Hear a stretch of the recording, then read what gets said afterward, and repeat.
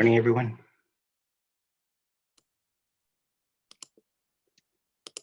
Bonjour, Monsieur le Counselor. Vice-président.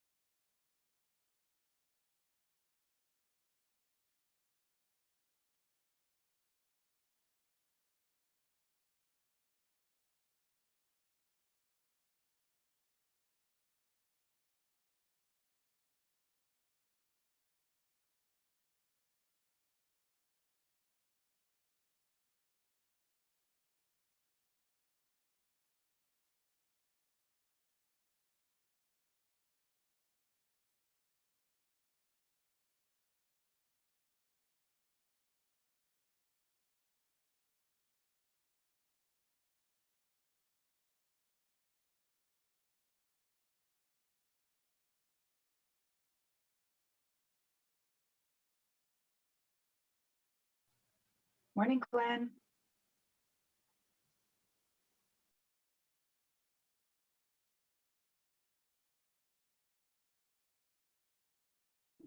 Good morning.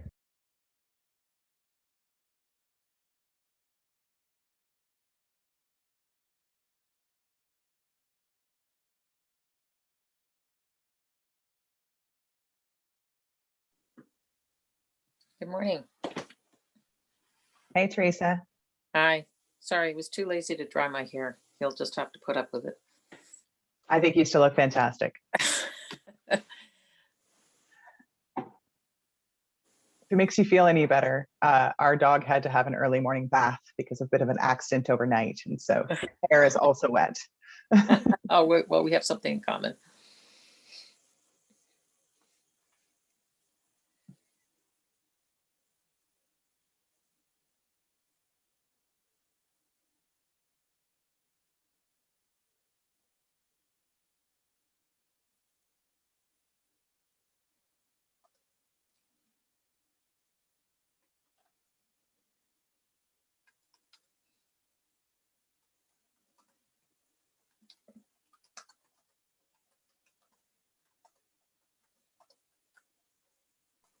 Morning, Riley.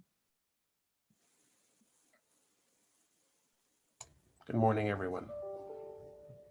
Just a reminder, commissioners, that we are live on YouTube. Hello, everyone on YouTube.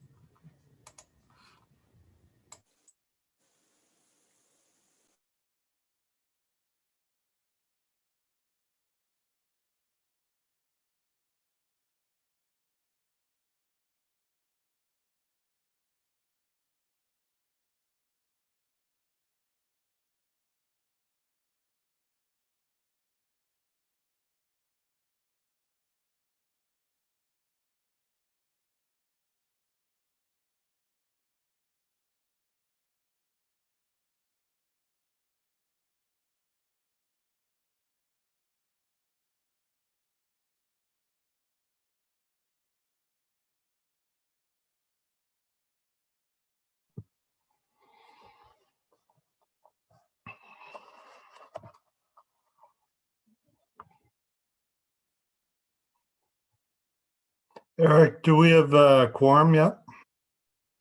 Yes, you have quorum, Chair. Great, thank you.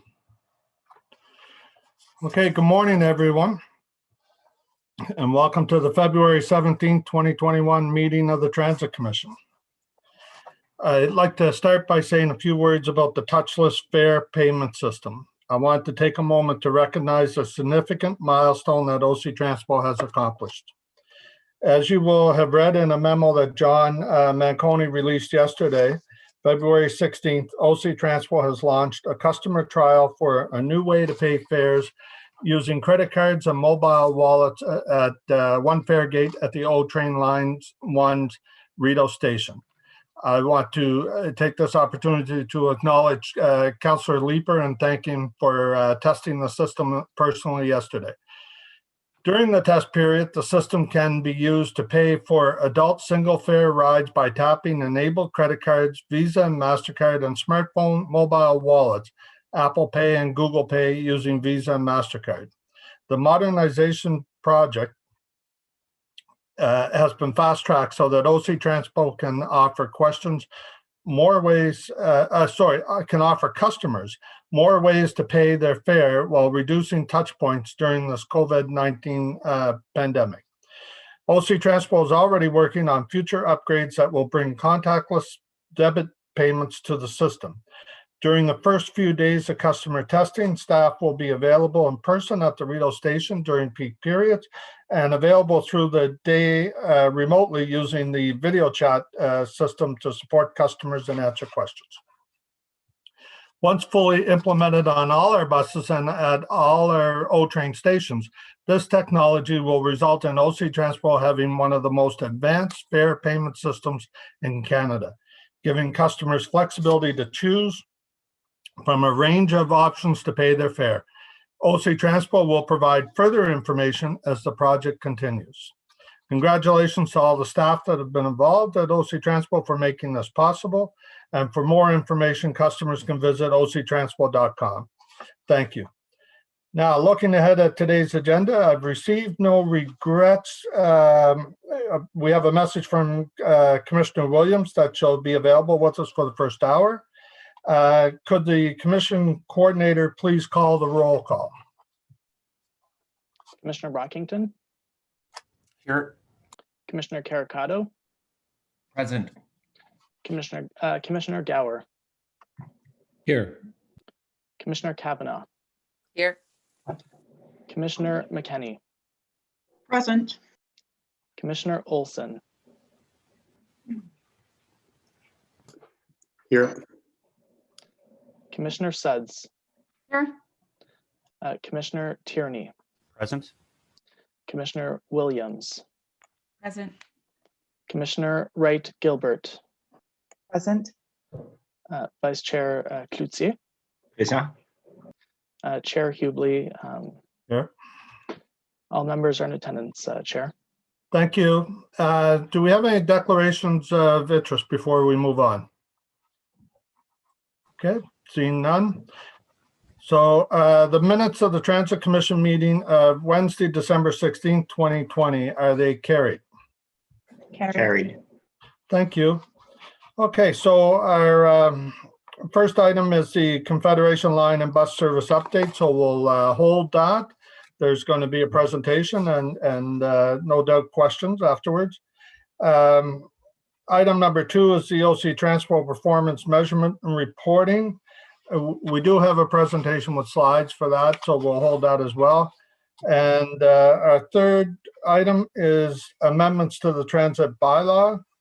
There's no presentation for that, but there are delegations, so we will hold the third item as well. And let me see, I think the last one is status update, Transit Commission inquiries and motions for the period ending January 29, 2021. There's no presentations, no delegates. Does anybody want to hold this or can we receive it? Received. Received. Received. Thank you very much. Okay, so we'll go back to item number 1, which is the update, and we'll now receive the update on the Confederation line and the bus service from Mr. Manconi, Mr. Charter, and Mr. Scrimger. So if you could go ahead whenever you're ready, Mr. Manconi. Thank you, Chair. Good morning, everybody. I'm going to shortly turn it over to Troy and to Pat to give you their update. I do want to, Chair, start off with this morning we all saw the article regarding Miss Prue, one of our Paratranspo customers. I can tell you that she's going to be receiving a call from us today apologizing for what occurred yesterday. That should not have occurred. While we do permit attendance to be in with customers or caregivers in sedans, I'm talking about cars. We've consulted with public health again, and while technically we could have 2 customers in sedans, we're not going to be doing that, and that shouldn't have occurred. So we're going to rectify that situation, but we will continue to offer customers, if they choose to have their attendants ride with them in sedans, they will do that. So I just wanted you to be aware of that, and our apologies will be going out to Ms. Prue on that matter. Mr. Chair, you're going to hear from Mr. Charter shortly on rail service.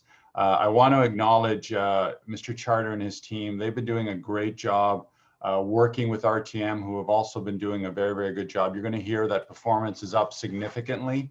Winter service is up significantly in terms of performance and reliability, and that's due to the hard work that they've all been doing with their winter plan.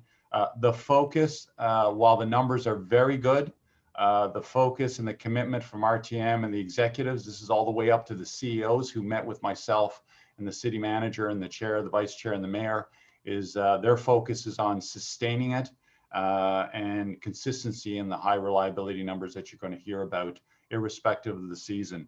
So we were doing some really good work with them, and our staff have been phenomenal, as have the RTM team, in terms of making sure that this system performs at the level that it's designed to perform at. So with that, I'm going to turn it over to Troy. All right, thank you very much, John. Can we put the slide deck up, please? There you go. Perfect. All right, thank you very much. So today, we've got to be starting off. You can go to the next slide, the overview slide. That'd be great. Providing an update of the performance of line 1, as well as some information with regards to the rectification plan, and I'll be talking about some metrics with regards to the system performance during weather events. I know people are very curious about the switch heater performance. I'll touch upon that as well. There's some continued monitoring that we're going to be doing. I have a slide on that. providing an update on train wheels. We will be implementing an adjusted service plan in March, so I'll provide some information on that, and then I'll be turning it over to my colleague, Pat, who will talk about the transit recovery update in COVID-19. Next slide, please. So this slide here, you've seen this one before. So what we ended up with for the month of January, once again, we ended up at 98%. And so far for the month of February, we're about that, not just 97.9, 98.1%. So we're right around there. That gives us, 5 months of 98% or over. We're starting to see that consistency and reliability there. We're seeing it over a prolonged period of time. And, if you look back to the earlier months, you look at January, February, March of last year, 88, 90, 94%. So far this winter, we're not seeing a recurrence of those things. So that's really, really positive. We're in those winter months. We know that the winter was going to be the challenging months, and we're seeing a high degree of performance. Next slide, please. The next slide looks at the trend line, right? Once again, it sort of highlights, if you look at December, January, February, March of last year, you see that big dip, and that was the power, the arcing issues. We had catenary, we haven't seen a return of any of those issues. January was 98% for the month of February. So far, we're just over that 97%, just under 98%. So once again, we're seeing a good trend. It's continuing both on a monthly basis and a daily basis. And the reason why you're not seeing those big drops in that trend line up top there is because we're seeing fewer and fewer of those days that drop below 97% or even further. So those are the days that we saw last year that really dropped down the reliability and the average for the month as well as the day. And we haven't seen a return of those. So that's very encouraging. Next slide, please. And again, so if you recall, this slide is the combination of the previous two. What you want to see is green boxes. You want to see them above the dotted line at the top, which is 97%. And you want to see that green box to be as little as possible, because that means there's less variability day to day. So we still are dealing with some variability from day to day, but overall, we're seeing those most days we're at, that 98%, 99%. And that's why you're seeing here, that we're seeing the averages both on a daily and a monthly basis at that high number. So we're seeing, good consistency, reliability, and we're in the most challenging time of the year for us. So that's really, really encouraging. Next slide, please. With regards to the rectification plan, if you recall, there was 7 major items. Essentially 5 of those items are considered complete, and then with 2 that are still ongoing.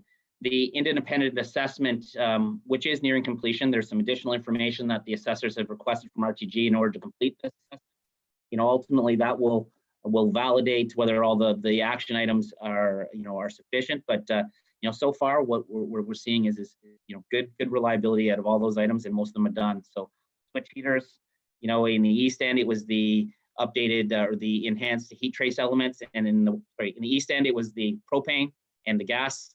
In the west end, it was the enhanced heat trace. So that's all been completed, and I'll have a slide coming up that shows about their system performance. The overhead catenary system, if you recall, all the parafills were inspected and replaced. Rigid rail adjustments were made in the downtown tunnel, and and all that work is effectively complete. Vehicle traction power, that was the inductors, the line contactors. If you recall, that was the arcing events that we experienced last winter. That work is now complete as well. And and please report that we haven't seen a repeat of those occurrences. Vehicle passenger doors, that's one's been complete for quite a few months now, since the summer. That was the SIL 2 certification. That's been fully complete with regards to the isolation, the ability for the operator to isolate the door, as well as the just the ongoing functionality of the door. So we're seeing very, very high degree of reliability and very few issues, if any. And then, as I've reported last transcommission vehicle HVAC, that's done, but we've been monitoring and assessing it through the winter months and making some fine-tuning adjustments there.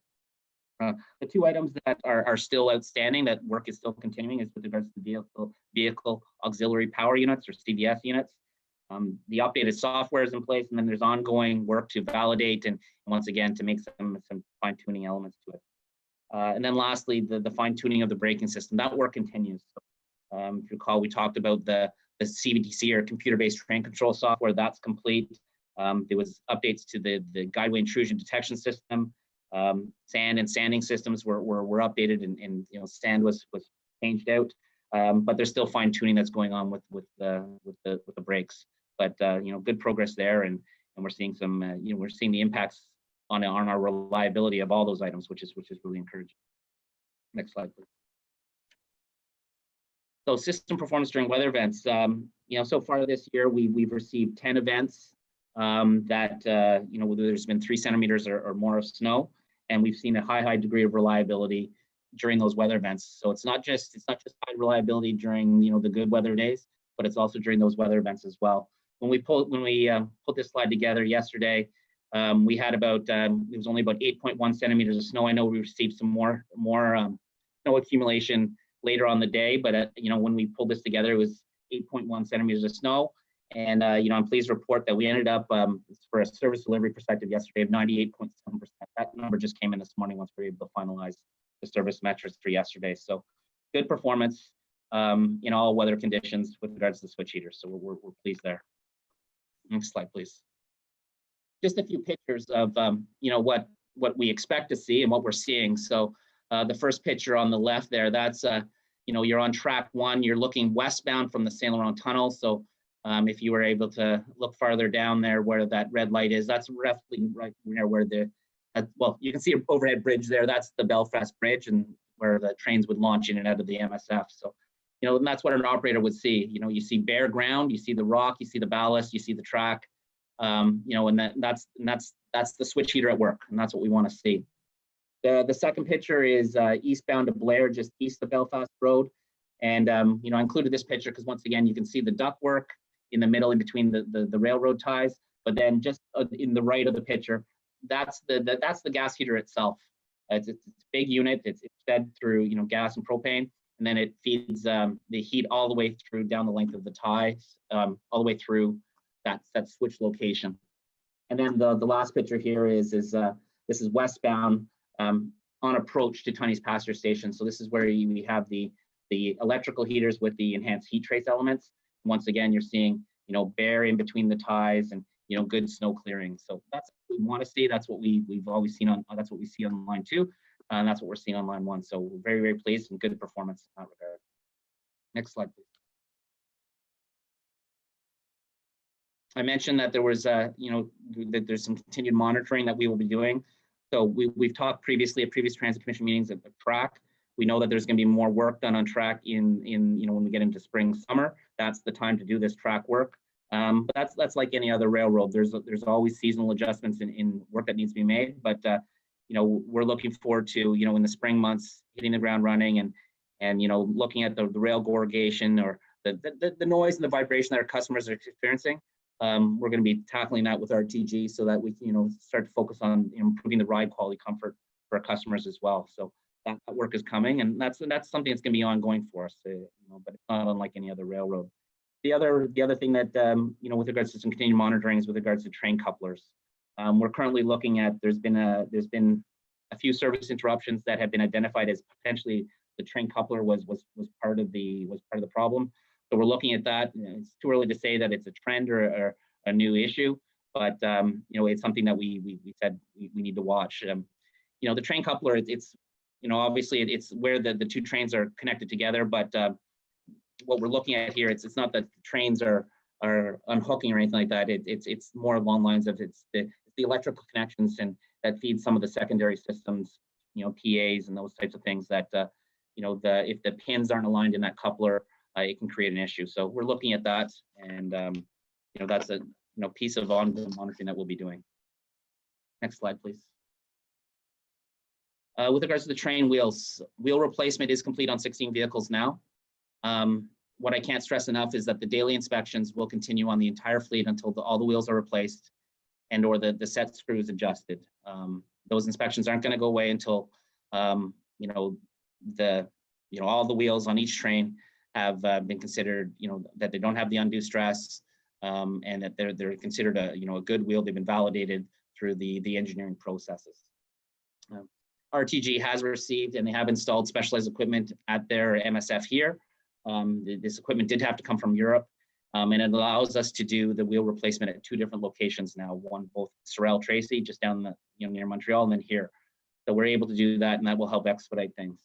The independent TSB investigation continues, and we're fully engaged in that. We continue to use all experts that are available to us, and we continue to engage the chief safety officer, the regulatory monitoring compliance officer, or the RMCO, and any sort of industry experts that we need. And we continue to engage with Transport Canada and obviously the TSB for whatever they need in their investigation. RTM has advised that they are adjusting the wheel replacement schedule. That revised schedule is currently being finalized, and we're just awaiting that information now.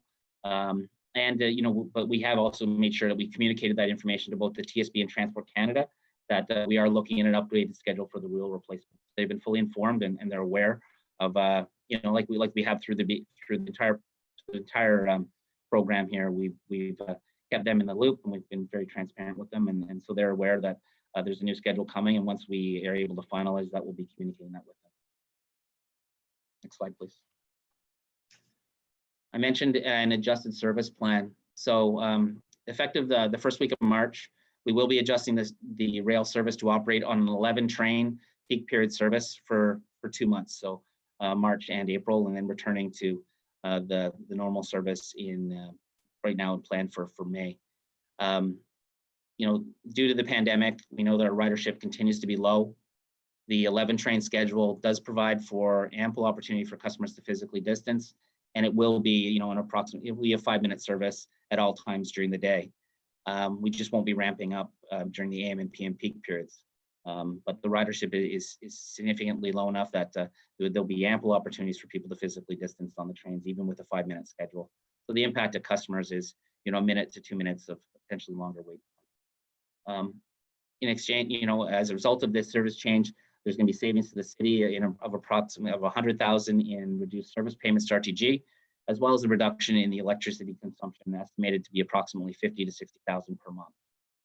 And then, like we've said from the beginning, we want to leverage this period of low ridership to do as much as we can.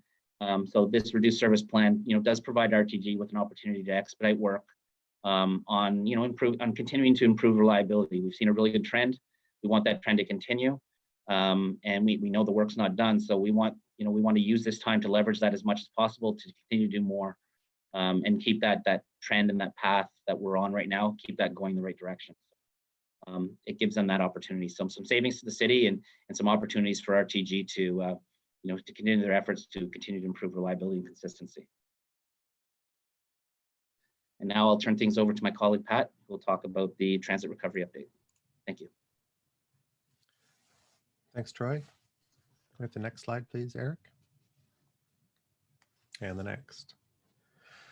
So far, you'll remember that in 2020, we ended the year at about 28% of our usual ridership through December. In January, with the lockdown and the provincial stay-at-home order in place, and much more caution being given by all of us, our ridership was down to at 18% of normal levels, and that's across the complete system. So far in February, in the first couple of weeks of February, now that the schools are back, our ridership has been at approximately 21% of the usual levels, and we'll continue to watch that and make any adjustments that are needed. So far, we've needed to make a few adjustments to school trips where people are traveling slightly differently than they did in the fall.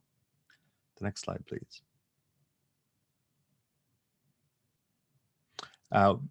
As you know, we conducted an Operation Mask Up event with the special constables going out and riding the system on February 3rd. We saw very high compliance that day, with almost everyone wearing a mask. Positive feedback to our staff. We did not need to deny access to the system to any customers that day. There were 3 fines issued to customers who were on the system and not wearing a mask. There were 67 customers that our special constables were able to assist them to understand how to wear the mask properly, and 9 of the customers that they spoke with that day were not wearing masks because of medical exemptions. Next slide, please. And since the beginning of the pandemic, 69 of approximately 3,000 of us at OC Transpo have tested positive at OC Transpo. 61 of those people are recovered and back to work, and that leaves 8 of our coworkers who are at home and recovering, and we wish them the best. The next slide, please. And that's it for me. Thank you. Back to John.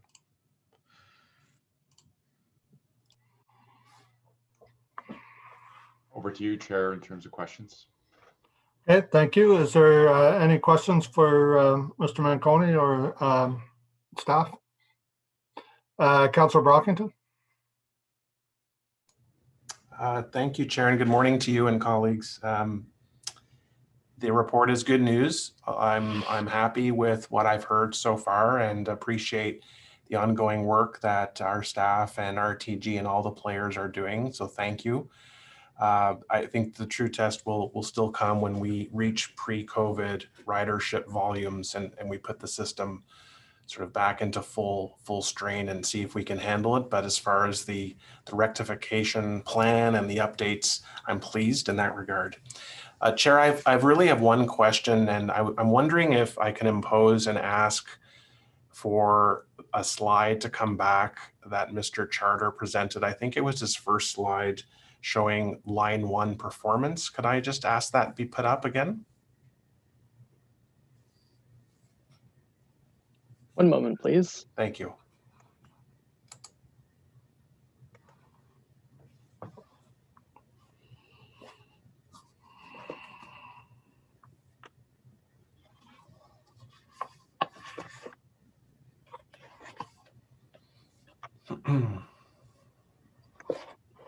Excellent. Thank you very much. So I'm going to talk about this when we get to the performance metrics as well. When we look at this, obviously it's very good numbers, 98%. It's impossible to argue against that. It's even higher than what our benchmark is, so it's very good. But one thing that I always want to be cognizant of is the 2% of whether or not it's focused on a particular time that impacts the same people over and over again, or whether, and hopefully this is the case, it's spread out across the system, all types of days, all types of times during the day, so that the impacts to the system are really negligible, if at all. So just to clarify, when the trains have challenges, is it spread out or is it concentrated on a particular time of day? Chair, that's a really good question because these numbers, every number has other data that feeds into it. And if I could, I want to bring some context to the 98% because one could argue that 98% looks good, but what's the other inputs into that scenario? So just some metrics, and then it finishes with exactly your point, Councillor Brockington, about impact to customers, because at the end of the day, whether it's 98, 99, 99.5, if you're that stranded customer, what's the impact to that individual is what matters. So since our last update to you in December, that 98%, here's some metrics that puts it all in perspective. 28,000 individual trips, 690,000 rail miles traveled. That's 17 times around the world in terms of distance traveled. Doors open 2.4 million times. And 420,000 crossovers on the switches during that period. That gives some context to the complexity and the variability as to where problems could occur. In the same period, I don't have the exact number, it's less than 20 occurrences of tweets that went out that said, we've got something on the line. You've all seen them. Some of you have commented and so forth. Average wait time to the customer for the impacts, because the rail service never shut down, 2 to 3 minutes. We set up diversion, and you've seen that. We send out the tweets. We say, hey, we have an issue at this location. Rail service continues. And to your point on your question is, average wait time, 2 to 3 minute impact to the customer. And what we're trying to do is get our response to when there is an occurrence to drive that wait time down even further to make it as close to zero as possible. So Councillor, I just wanted to share that. And yes, absolutely, the next report that Mr. Scrimgeour talks about gets into some of that detail that you're referring to also. So I hope that helps. Yeah, and you know I love data, so I appreciate the other bit. So just as a takeaway, John, just so I can sleep at night, there really is nothing in this data here that we need to focus on. The 2% in this case, or less than 2%, is really spread out through the system. It's not a particular bus route. It's not a particular line of the day that's pulling that data down. It's just incidents that happen throughout the day, and it's various incidents. It's okay. Not reoccurring of the major problems that you saw last year. That's why I gave you the door metric. Think about that 2.4 million door openings, and you're not seeing, we had a door issue yesterday. They quickly reset it because of the new software on the fly, and it was minimal. Troy talked about the couplers. We're looking at that. We don't want it to become a new trend or a new issue that causes disruption to service. There was some moisture getting into them before Christmas. They jumped all over that, and they've addressed that. The brake software still is some of the issues that need some fine tuning. But again, the March scale down in service, I keep reminding everybody, we'll never have this opportunity to have such low ridership. We might as well take advantage and continue to fine tune and drive those metrics even better. Do you have any information from higher levels of government on a recommitment to helping transit commissions across the country with their budgetary challenges? Or what's the latest information we have in that regard? Chair, the only thing we have is what came out last week in terms of the commitment from the federal government. Ms. Stephenson is meeting with the treasurers across Canada on a regular basis, and we're waiting for updates. And of course, we're bringing forward the report in either March or April to you on options for option plan C. Remember, we had A was to do the capital closeout reduction. Option B was to add to the capital reduction, and option C was to do route cutting. So we're bringing those principles to you before the end of March to get that view, and we will have an update by then. We're pressing hard to see if we've got any commitments at any level of government. So far, we have not heard anything yet. Yeah, Chair, my advice is, I mean, I don't want to get to option C. I don't want to put our customers and system through that, which will be very challenging. And Chair, any direction we can give you and the mayor to try and tease out from our colleagues at upper levels to give us a sign or signals. My understanding was that announcement was mostly going to be earmarked for capital projects, but any indication that we can get that there'll be some assistance on our operating side so we can avoid going through that very challenging process would be appreciated. So I appreciate the update and the information. And like I said, any clarity we can get from the feds in particular would be appreciated. Thank you. Thank you, Councillor Brockington. And yes, that update or that announcement last week did not include operational dollars. Staff did go back to their counterparts at the federal level after the announcement to get more clarification about what that funding is for. And but the dialogue continues. As you know, the mayor speaks with the ministers on a almost daily basis, and we've had some dialogue at John's level with bureaucrats, as well as myself with some individual MPs on the issue, but there's no announcement as yet, and they know our timeline here. We need to know before the end of March. Thanks, Alan. Okay, thank you. Thank you. All right, next up, Commissioner Wright Gilbert, please. Thank you, Mr. Chair. So I do have a few questions about the occurrences. I'm calling them occurrences of service interruption. So as you probably know, I do keep track of the occurrences. You did sort of allude to that. I can tell you that there have been 17 occurrences of service interruption over a period of 13 days. That's between the last time we met on December 16th and today. So this actually works out to 21% of the days where we actually had occurrences.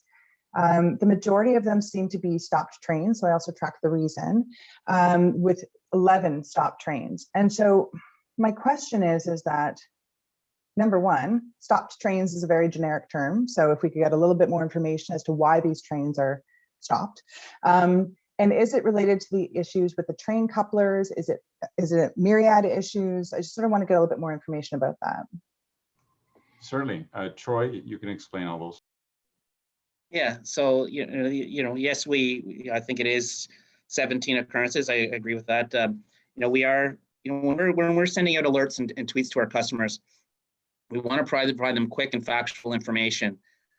Sometimes when there's a stop train, the code that pops up to the operator, when you get it back to the MSF to the shop, and they do their troubleshooting and rectification, the code was just a symptom of another issue, that they can rectify. So that's why we've gone with the generic term stop trains, because I think the majority of our customers, they want to know how it impacts their commute, their service, and we want to get that information to them really quickly, really timely.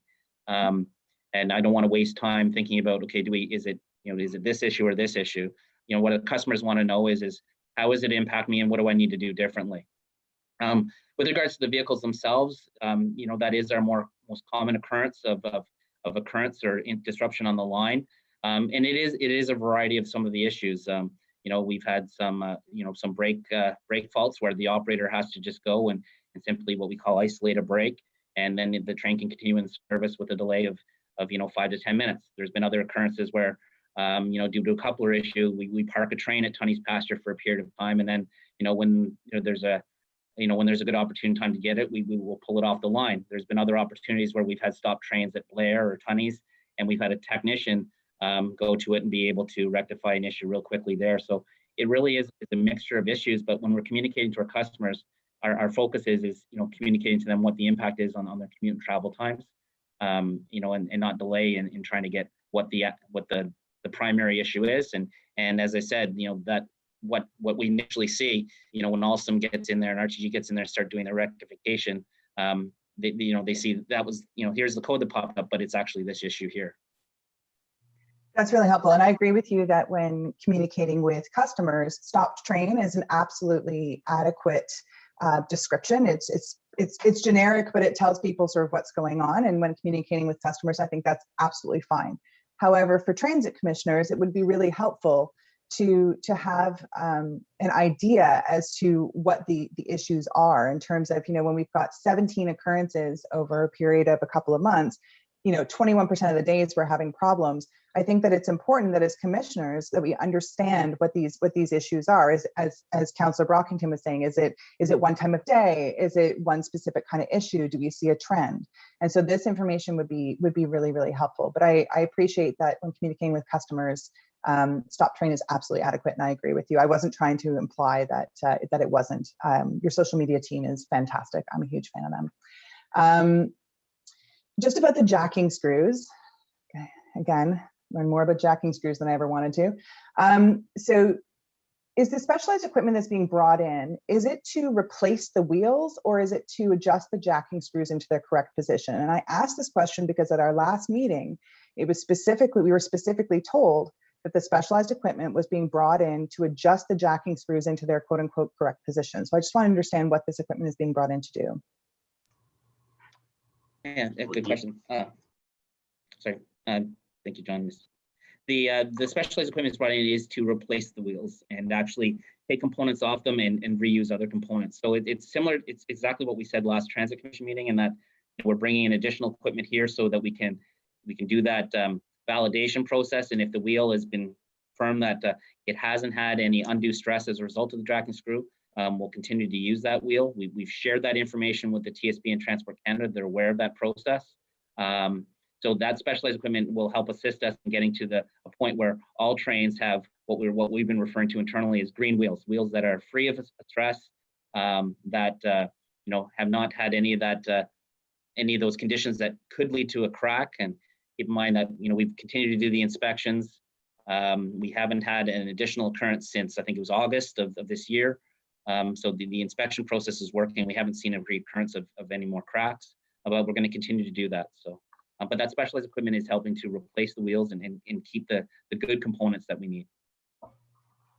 Are the jacking screws being left in the wheels, or are they being replaced with the silicone plugs that were traditionally sent with the wheels? Because according to the TSB letter of November 4th, 2020, it makes it clear that this was the first time that these wheels were sent with the jacking screws in place, given that jacking screws, according to the letter, were only put in or only used when the wheel was having to be removed. So are we replacing these jacking screws, removing them with these silicone plugs? We are removing the jacking screws, yes. That is the best news I've heard in a long time. So thank you, Mr. Charter. Makes sense. So I'm glad about that. Just to touch briefly on what Mr. Manconi brought up at the very beginning. Sorry, that's my phone. At the very beginning of the meeting, I appreciate that you're going to be contacting Ms. Prue, about the, as far as I'm concerned, unacceptable treatment that she received. Treatment's the wrong word, but the unacceptable situation. I'll clarify that. However, Ms. Prue is not alone. I've been hearing from several Paratranspo customers that they are being, essentially crammed into Paratranspo taxis with more than one person. One individual reached out to me and they actually were in with 2 other passengers and the driver. So, I mean, a lot of the folks who are using Paratranspo, and we all know this, are members of vulnerable populations. We are in the midst of a pandemic that has increasingly virulent strains. How can our Paratranspo customers feel confident that they are not going to have a Paratranspo taxi show up at their home or at their appointments and, and have other individuals in the car and be put in the same situation as Ms. Prue? 1 minute left. Thank you. Because I've issued the order. The general manager has issued an instruction, and our staff, I spoke to them this morning. And while technically we could be doing that, and it's been confirmed by Ottawa Public Health, we could be putting multiple people in sedans, we are choosing not to. And it has occurred in the past on rare occasions. And it was posted on our website and everything, but that's not Mrs. Prue's fault. This is not about, the customers didn't do anything wrong. This is on us. I've issued the directive that we will spend the extra money and send multiple vehicles for multiple pickups unless the customer wants their caretaker in the vehicle with them. So that order has been issued this morning from my office. And staff will follow that order. And staff feel bad that this occurred, and I feel bad that this occurred with Ms. Prue. She'll be getting a call from me also today. And on the buses, we do have multiple people on the buses, and we will continue to do that because there's space on that. We are not jamming people into our buses, I can tell you that. And this has occurred. And like I've said all along, what's a definition of a great organization? When you make a mistake, you correct, and you correct it immediately. And we're doing that today. And again, my apologies to Ms. Prue. And for those customers that reach out to you, whether it's on social media or directly, please send them our way because the direction has been issued today. And I can assure you it will be followed. I appreciate that, Mr. Manconi, and I certainly will. If I have any others reach out to me, I will pass them along to your folks. On the Operation Mask Up, and Mr. Manconi, I had emailed you about this, but I just sort of want to raise this for my colleagues as well. I really appreciate the data, the numbers that you send to us in terms of the number of people that have needed masks and whatnot.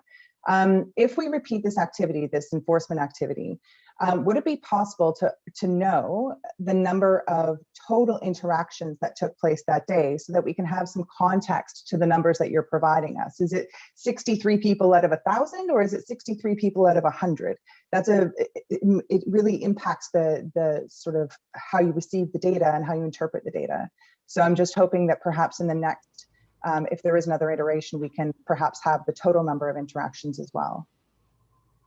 I guess we could. We're trying to deploy our resources as best as possible. We are stretched on overtime costs and so forth, and it takes a lot of resources to do the mask up operation, remembering that special constables are there to deal with safety and security issues concurrently. I think what we can do is we can share some data that we have, such as we have been, since the beginning of COVID, been looking at every single bus route to look at compliance rates. And I can tell you it's at 99% and higher. And we also targeted, I believe a number of you early on in COVID said, look at certain routes. Every time you contact our office, if there's a problematic route, we actually send a supervisor and start doing active patrolling. So it's a rolling enforcement blitz, and we constantly talk to OPH. Right now, we continue, while yes, we do get the periodic report of someone not wearing a mask, we investigate it immediately, but we're not seeing systemic non-compliance. I can't guarantee you that we have the resources to start counting everybody we interact on those mask up operations, but I'll certainly take that away and see what we can do. Because I understand the ask. You want to put it in perspective in terms of a very similar to what Councillor Brockington was asking on the 98%. We'll do our best. I appreciate that. Sorry, I just have one last question. Is that all right, or should I put my hand up again? Is it a short question, Commissioner, or Yes, do you it's need not. more time? It's not one of my famously long ones. I promise. It's a short one. Go I ahead. just want. Thank you, Mr. Chair. I appreciate that. Just wanted to draw to Mr. Scrimger's attention, as well as Mr. Manconi, that there have been several tweets recently by Adrian Harewood of the CBC regarding Route 12 and crowding on Route 12. Is this something that has been brought to your attention other than social media, obviously? And if there's any actions being taken to address this route, just in terms of physical distancing and people feeling comfortable? We have monitored Route 12. I've seen the pictures, and there's no systemic issues on Route 12 that's occurring. And again, operators are doing a fantastic job of describing to us if there's issues, and we have extra buses on standby. Again, another reason why we don't want to cut service. If there is some jamming of the customers, we'll deploy an extra bus, and you may have seen that out there on some of those common routes where there are some routes that are performing very, very well, as I said, during budget. So no systemic issues that we're aware of, and we're monitoring a bunch of those routes every week. I appreciate that. And thank you, Mr. Chair, for being flexible with me. Thank you. No worries, thank you. Mr. Charter, could you just clarify one of your responses to Commissioner Wright-Gilbert about the delays with the trains? My understanding is a number of these were measured in seconds and no more than that for customer wait time. Is that correct? Yeah. A lot of these occurrences, as John indicated, the average, what we see, the average increase in wait time is 2 to 3 minutes. A lot of these occurrences, they occur at a terminus station where we just park the train for a period of time. And what that means is there's a small gap in service. Service keeps running through the entire line, but every train is coming, let's say, every 4 minutes. But then there's one point where a train, it's 4 minutes, 6 minutes, then 4 minutes. But the average wait time that we've seen across all those occurrences is it's 2 to 3 minutes in increased wait time for a customer. Okay, thank you, Mr. Charter. So next up is Commissioner Kavanagh, please. Thank you, Chair. I've got a few issues here. I was just listening about the Paratranspo riders. I understand they have a Facebook group because I'm on it. Do you have any staff monitoring it in terms of just keeping an eye on concerns that they raise? Because just to stem it off, I believe it's also on Twitter. Yes, Councillor Kavanagh, I think you know how I work. We're plugged into all that stuff, and I can tell you that I've met with personally some of those people that are raising those concerns, and they have direct access to myself, Mr. Scrimger, Mr. Gordon, Mr. Greer, and when Troy used to run it, Mr. Charters. They have our email addresses and so forth, and we encourage them, post all you want on Facebook, but the best way to get action is to come directly to us. It's like the article yesterday. I can tell you, I didn't even get a chance to respond to that media article because it was just raised to us. So we can only act when we know of information. So I encourage people just to reach out to us. Nobody at OC Transpo wants to disadvantage anybody using our service, in particular Paratranspo customers. And some of you know that we leave nobody behind. We've sent special vehicles out to rescue people if they're in a jam and so forth, because we care very, very much about our customers. Thank you. One of the issues that got raised, is in terms of cleaning. I know you've been telling us about how your cleaning is very important, but what the issue that came up was on shelters, and people are hanging out in them, I guess, and I don't want to describe how bad they were, but your staff got to it, but it took a little while because I don't think people realize how bad it got in some of the shelters. Has this been a problem that we've seen, or has it just been isolated that I happen to come across?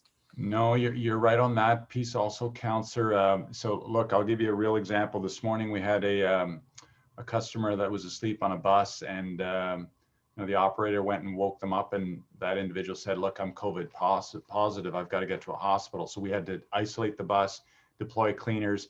We are seeing, unfortunately, homeless people or people that are disadvantaged taking shelter in some of these shelters. And you hired 64 additional cleaners. You approved that in the budget. They're deployed all over the places, facilities, buses, and so forth. Again, if there's hotspots or things that you're seeing or your staff are seeing, please get them to us. But you're absolutely right, Councillor. We're seeing some of those throughout the city. We're seeing it in LRT stations. We're bending over backwards and really trying to take care of people. Some people are really struggling out there. And so we're not kicking them out. We're reaching out to our social services partners and helping them out. Thank you. In terms of the COVID-19 update that you've given us about drivers, et cetera, and you're reporting, you're always really good about getting the reports out and what bus routes they took, et cetera. Are we seeing any patterns? Are we doing any research on how they got COVID, or is there anything that we're seeing that is being researched on how we can prevent this in the future? Yes, we have a COVID task force that was established at the beginning of COVID for the department, and we are OPH is part of that team. They do contact tracing. Obviously, I can't share publicly what some of the issues are. Some of it is most of it is activities outside of work. And so there's only so much we can do to control that. But the same messages that Dr. Etches says to everyone is, wash your hands, distance, all those things is we are not seeing any traces of work being either at the buildings or in our vehicles being a contributing factor to COVID. For customers and for our employees, and public health is all over that with our team in terms of stats and analytics. Thank you. I have had reports about staff, the operators not wearing masks. I haven't had one lately, I have to say. I don't think I've had one since before Christmas, but I've always passed them on to you, and you know about them. So I appreciate that you're on top of that. My next question is about the GPS app for when buses arrive. This is obviously not a busy time, and is this a good time to make sure that it's up and running and implemented? We've talked about this last year, and so that when we see the numbers that the buses are 98%, but it's people standing out there and seeing that their app is telling them the bus is about to come is important. So that's the information that we need. Yes, Mr. Schmidt can give you an update on that if you like, Councillor. Thank you. So, Mr. Chair, we are continuing to work on that, as we've talked about before. There's multiple steps in the process. I think we've spoken before that the first is the data that are collected on the bus. Obviously, GPS is as a measure of where the vehicle is at that moment, and that's a solid piece of information. The next is the comparison between where it is and where it was scheduled to be at that time. And then the next step after that is to give a prediction of when it will arrive, how long it will take to get to the point that the customer is working about. And each of these is a separate calculation. Knowing where the bus is, how it compares to where it's scheduled to be is calculated in our dispatch system. And we've been working for quite some time. It's a very complex system, but we're replacing a life expired system. And so over the next number of months, we hope that our system is fully tested, fully ready to go, and we'll be moving over to a more modern system, which gives us greater confidence, greater precision, and it's better math on the comparison, on the prediction. The next point is how we transmit that information out, how we publish that on our open data feed so that it feeds into the all the different apps that pick it up. And that is a system we're helping the app developers to transition over to a new, more modern, we're calling it API 2.0. I think some of you heard about that a couple of weeks ago when one of the developers had some questions for us. So that we're moving the way we transmit the data publish the data through the open data feed over to that new API. That will allow us to bring in the better data from the dispatch system when it's ready. So these are both things that we're working on all the time, continuously, and we'll get them there when we can, and then we'll go back into another cycle of improvement. The next is for the OC Transpo app itself. We're always looking at what's the best way to publish the data on our own app and on our own web page, and that work continues. But for the people who don't use our app, you know, they have a wide variety of choices of independent apps or our own app that they can use depending on how they like to see the data presented to them. I recall it was something about BlackBerry was going to be involved. What happened with that?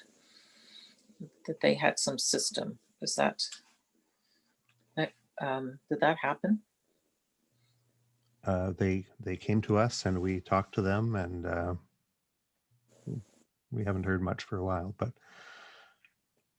maybe we'll try getting back in touch with them and see whether they moved on to other important things during COVID or something like that. Okay, so basically our system is being changed over, so we're still waiting for that process to happen. Some of it's already happened, and more to come. Okay, thank you. I really appreciate hearing about the new fare payment system. I think that's great. I think the easier it is to get onto buses, the more likely people will be. You know, if they didn't have the right you know, if they didn't have a ticket or a Presto card before, they weren't going to be able to get onto a bus. So I think this is a big step forward. I didn't see how much it cost. How much was that system? I don't know if I missed that. It's included in we have a contract with Scheidt & Bachmann to add the ticket machines, add the fare vending machines to the line 2, to the stage 2 stations as they come on board over the next few years, and also to replace some life expired components. And it's all bundled in that one contract. The total contract, the capital cost of that total contract is $17 million, but this is just a tiny part of it. Okay.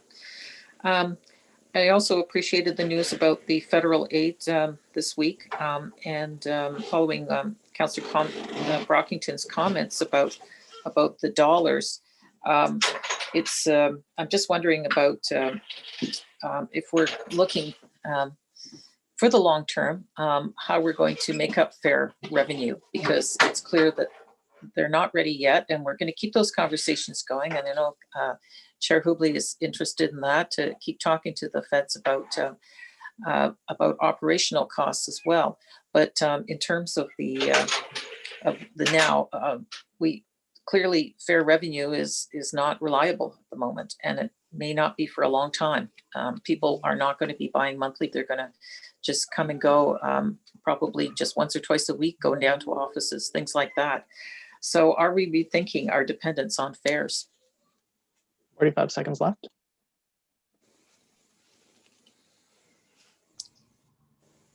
Councillor, Chair, that's over to Council as a policy direction in terms of fares, and that's for Council to decide if they want to direct staff to revisit fare policies.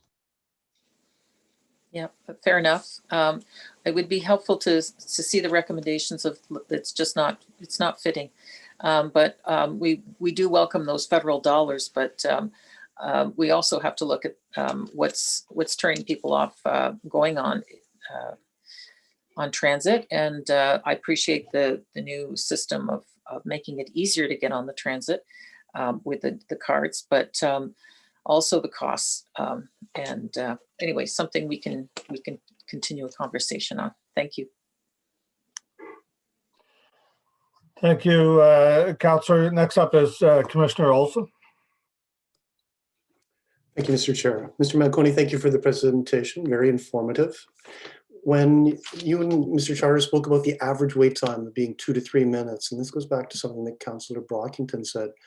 So if you know an average wait time and you know when the service was not delivered, it indicates that you've at least made an estimate of the number of passengers that were affected. Is that correct? Troy?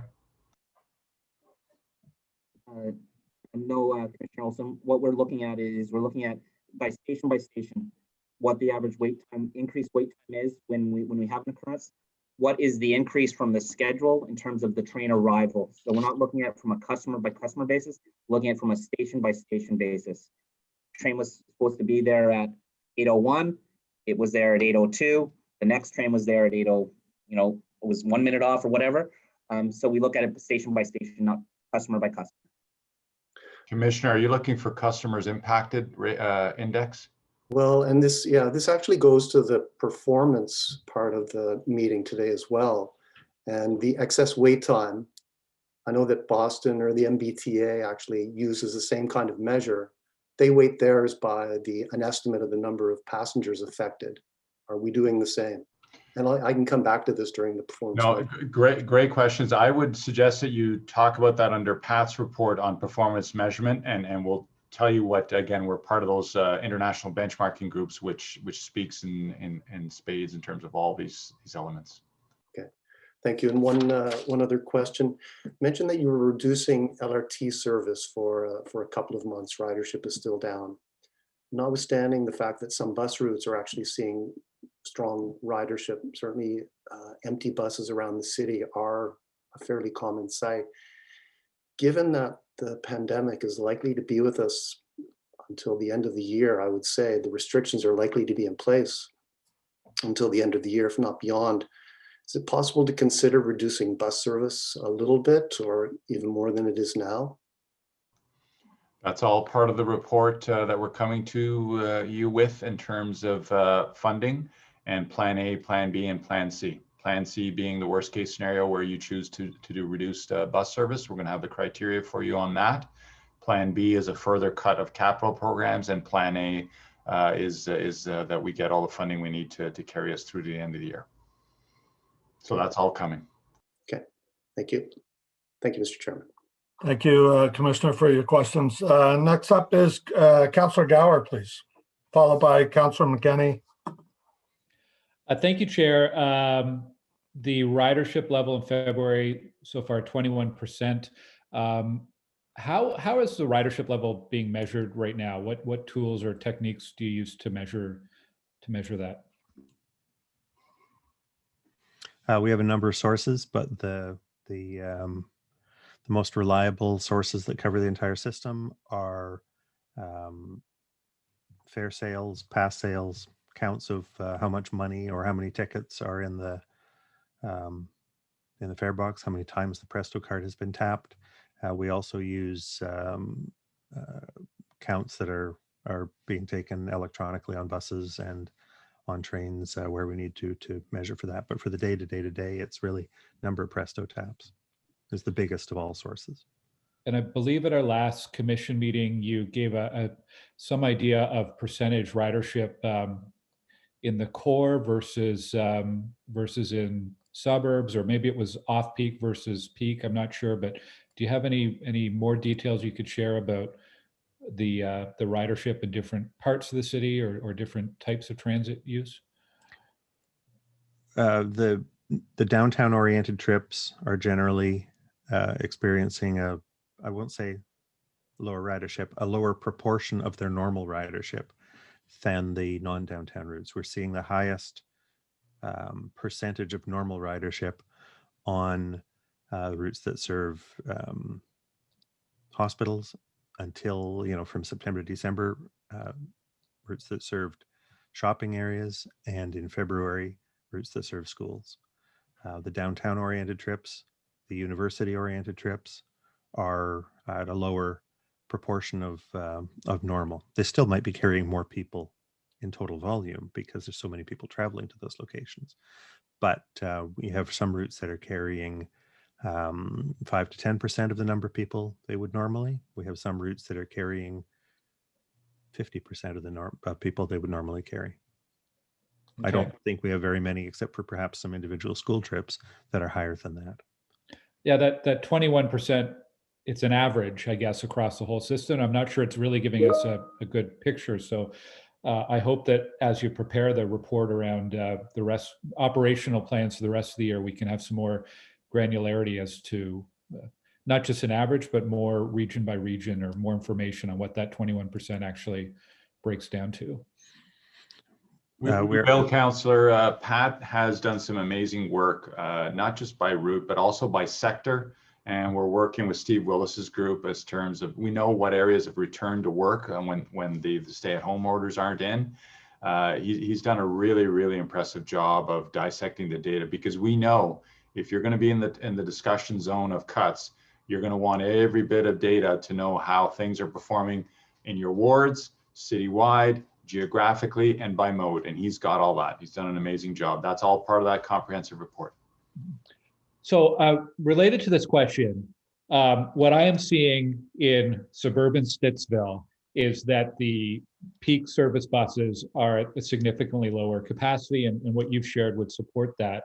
My question is about, is there flexibility for operators? For example, on an off-peak route on an afternoon heading home, if they hit the cart park and ride and there's no one left on that bus, do they have to continue for the rest of the route? Or similar, if they were going to Innovation or to Fallowfield and there's no one left on that bus, do they have to continue the route? Is there a meaningful operational savings if they don't continue on that route and then just proceed on the most direct route to their next starting point?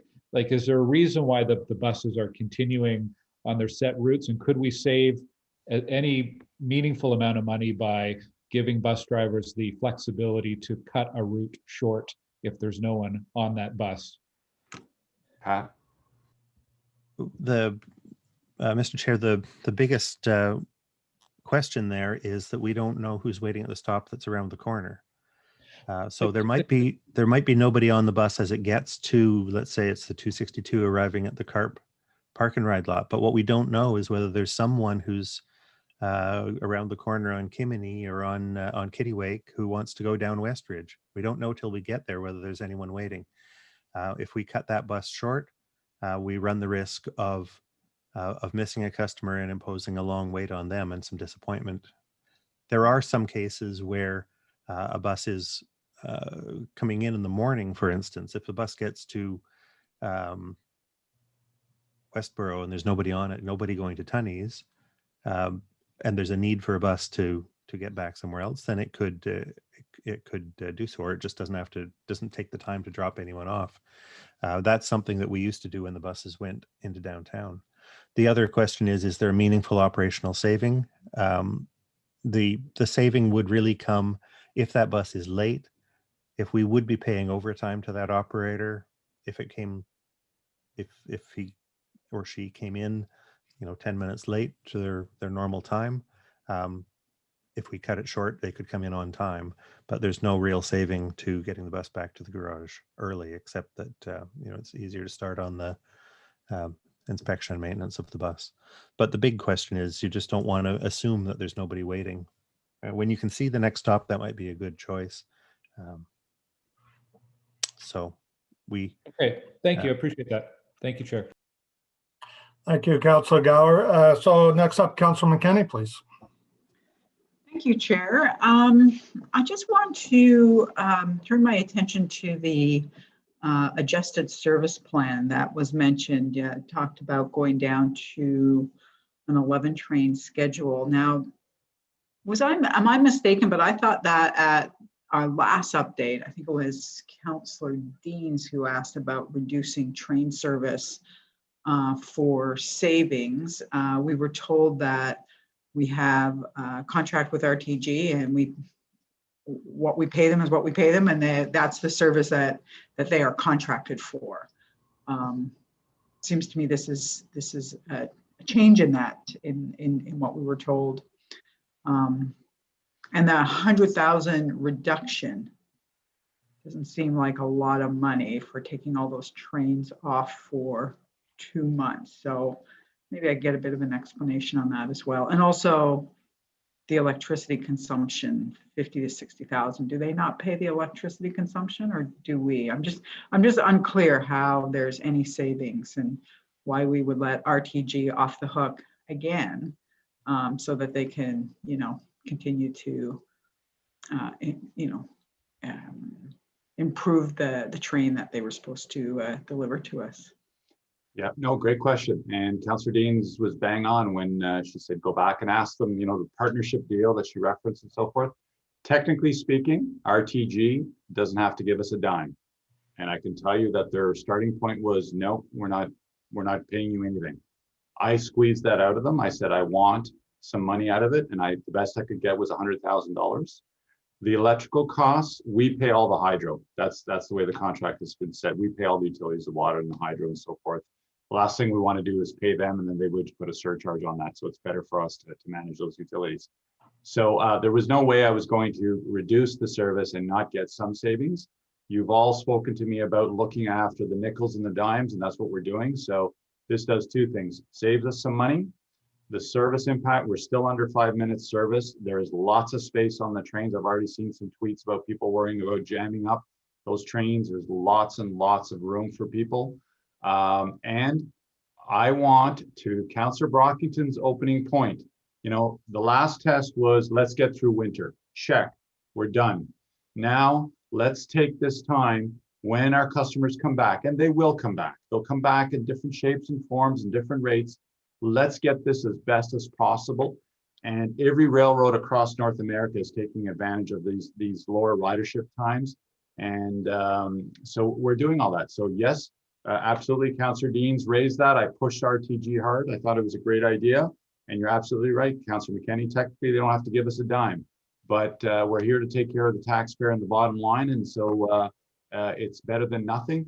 And I don't see it as letting them off the hook.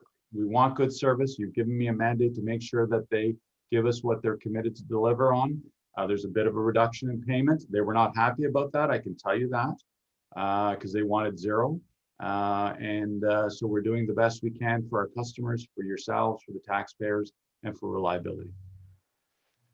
Well, I'm afraid I'm going to have to disagree.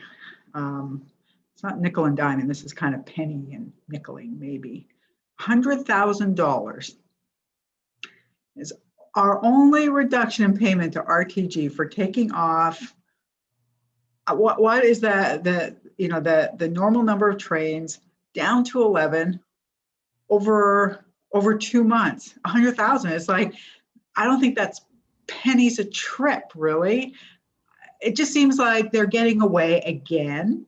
And I've had this conversation with you. We let Alstom off the hook all the time. We let RTG off the hook all the time. And this, might want to argue 100,000, sure. I mean, this is a multi-million-dollar service. And we're going to go down to 5-minute headways for $100,000. It just, they are so getting off the hook here again. So no kudos here to RTG for this. I just want to be quite clear. This is less than nickel and diming. So I'll leave it at that. I find it insulting, actually. Well, there's one comment though, with respect. I'm not letting anybody off the hook. You'll see in due course, they have had pennies paid to them. And so I'm the one that has been saying no for 1.5 years. So I disagree with you respectfully that I've not been letting anybody off the hook. And you know that you and I have had frank discussions on that. With respect to doing what you've asked for, you were commenting about getting the brakes, accelerating the brakes, the crack wheels, sorry. This gives us that opportunity. So we're trying to do everything that you're throwing at us. And as I've told the executives of RTG, use all that time in March to accelerate the crack wheel replacement plan. We had a good, healthy debate at the last commission meeting on that. But the one thing I will not let stand is I don't want to hear that I've let RTG off the hook. I've held them to their contractual obligations. Sorry, Mr. Manconi, as a council, as a commission, it's not about you. I've said this to you before. I don't know why you always come and defend RTG, but it's not about you. As a commission, when we agree to this, we are letting RTG off the hook. They are reducing service significantly to repair something that they allowed to happen, that they're under a service contract to us, and they're going to give us back $100,000. So with all due respect, as a commission, we are letting RTG off the hook once again. It's not a personal thing. It's not about staff. It's about the decision that we make. And the decision that we make is going to be wrong here, but we're going to make it. I'm certain, because we make a lot of them. Thank you. Thank you, Councillor. Councillor Fleury. Merci, merci, Monsieur le Commissaire. Monsieur Manconi, j'ai une question pour vous au niveau financier. On a vu l'impact, puis je sais que vous avez parlé, évidemment, vous êtes dépendant de la situation financière des gouvernements provinciaux et fédéraux par la réduction des usagers. Mais je suis intéressé par ce qui se passe avec le programme universitaire, le UPass. Je sais qu'en début d'année, vous m'aviez parlé que des négociations avaient lieu entre Transpo et puis l'équipe.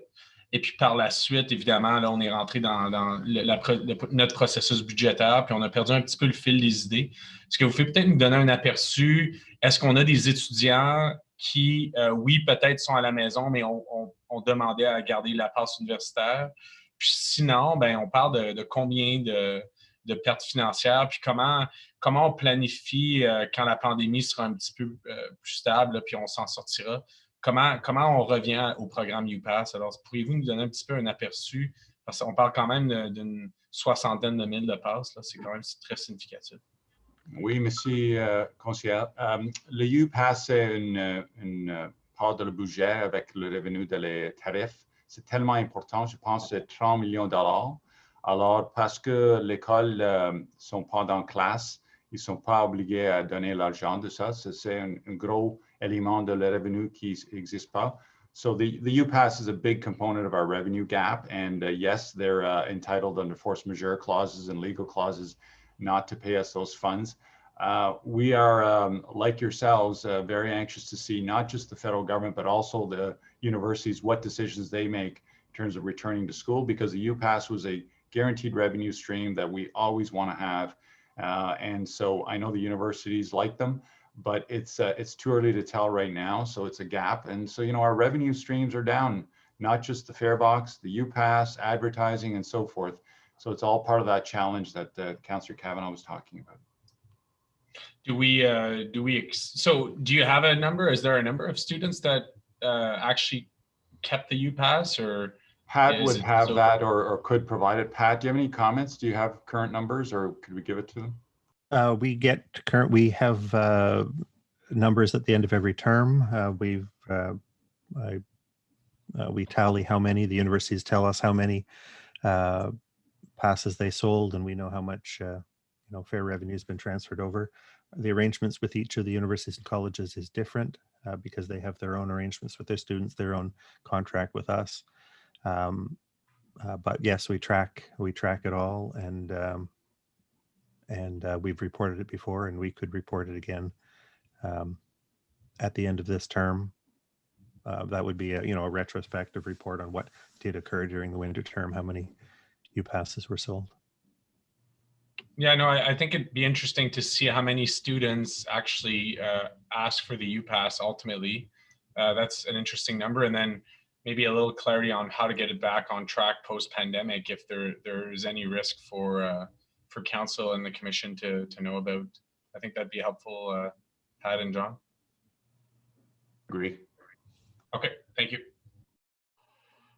Thank you, Councillor. Okay, seeing no other questions, concludes the update presentation. Is this update, oh, sorry, Councillor Deans just put her hand up. Do you want to go ahead? Sorry, Mr. Chair. I just thought I'd follow up on Councillor McKinney's questions, because it just doesn't seem like enough money. I'm just curious, how much money is RTG saving by reducing the service?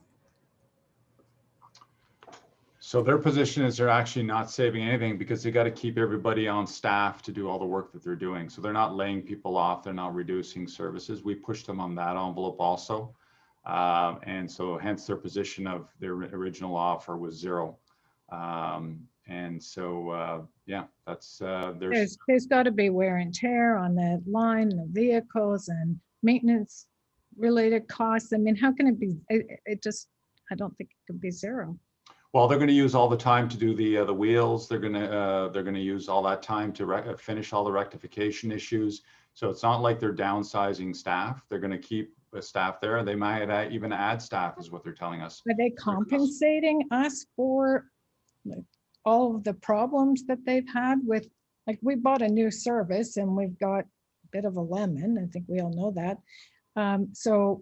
And now they're going to use the time that they should be running trains to work on continuing to rectify the problem. Are we being compensated in that way for that?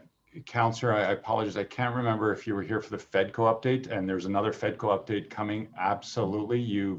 We've held lots of money back, and we've held back payments, both operating and also capital and so forth. So again, I apologize. I don't know if you were back at for that last. Send me all of that. I'd just like to see the big picture on the finances, because it does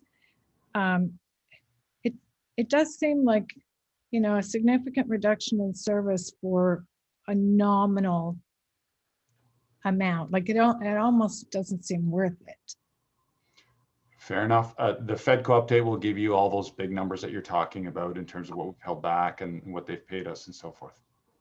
Do we do any costing of what it costs every time we run a train on the track? Like the actual cost of putting that train on the track? Like, do we know that when we go into a negotiation with an RTG? Do we know what the actual value is? You're talking about on the bid proposal at the concept stage? And No, so I'm talking about now. Like, what is it costing to run that service? Like, if we were to break it down per vehicle cost of running the service, do we know what that is? Well, we know the costs that we pay them. We don't know their internal costs. We're not privy to that information. So if we took what we pay them and broke it down, how many trains are running on that track, we could come up with a cost per train of running, what it costs us to run that service. You could, but your numbers would be off significantly because you don't know the profit margins they're building in. And remember, you've got RTM at the top, and then you've got the subs below. You've got trickle down costs, profit margins within their entire construct, and so forth. So you'd only be guessing Yeah, but I'm just saying from our perspective, what it's costing their taxpayers, what we pay for that service, we could have a cost, what it costs us on a per train basis. Absolutely. Yes. Absolutely. Okay, and so would that be too much trouble to get? Well, I can give you the math right now. You pay just over $4 million a month for the service. You put out 15 trains in the morning, you put out 13 in the afternoon, you put 11 during the weekend. And then you step up and down at the off peaks. Right, and right now the service is every, how many minutes? It depends during the day. 5 minutes is the standard. Less than 5 minutes. And at peak time? Sorry? At peak time, the standard is what? Less than 5 minutes. There's a train under 5 minutes. Okay. Okay, thank you. Okay.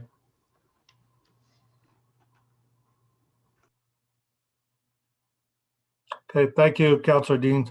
Mr. Manconi, just to follow up on that, the purpose of the shutdown is because we want to accelerate the work in case the ridership numbers start to grow as more and more people get vaccinated. There is a potential for a return to the service of the ridership. So what we're doing here, what your mandate was going into this discussion with RTG, was how can we advance all the work that needs to be done as quick as possible so that we are absolutely ready when the ridership returns. Is that correct?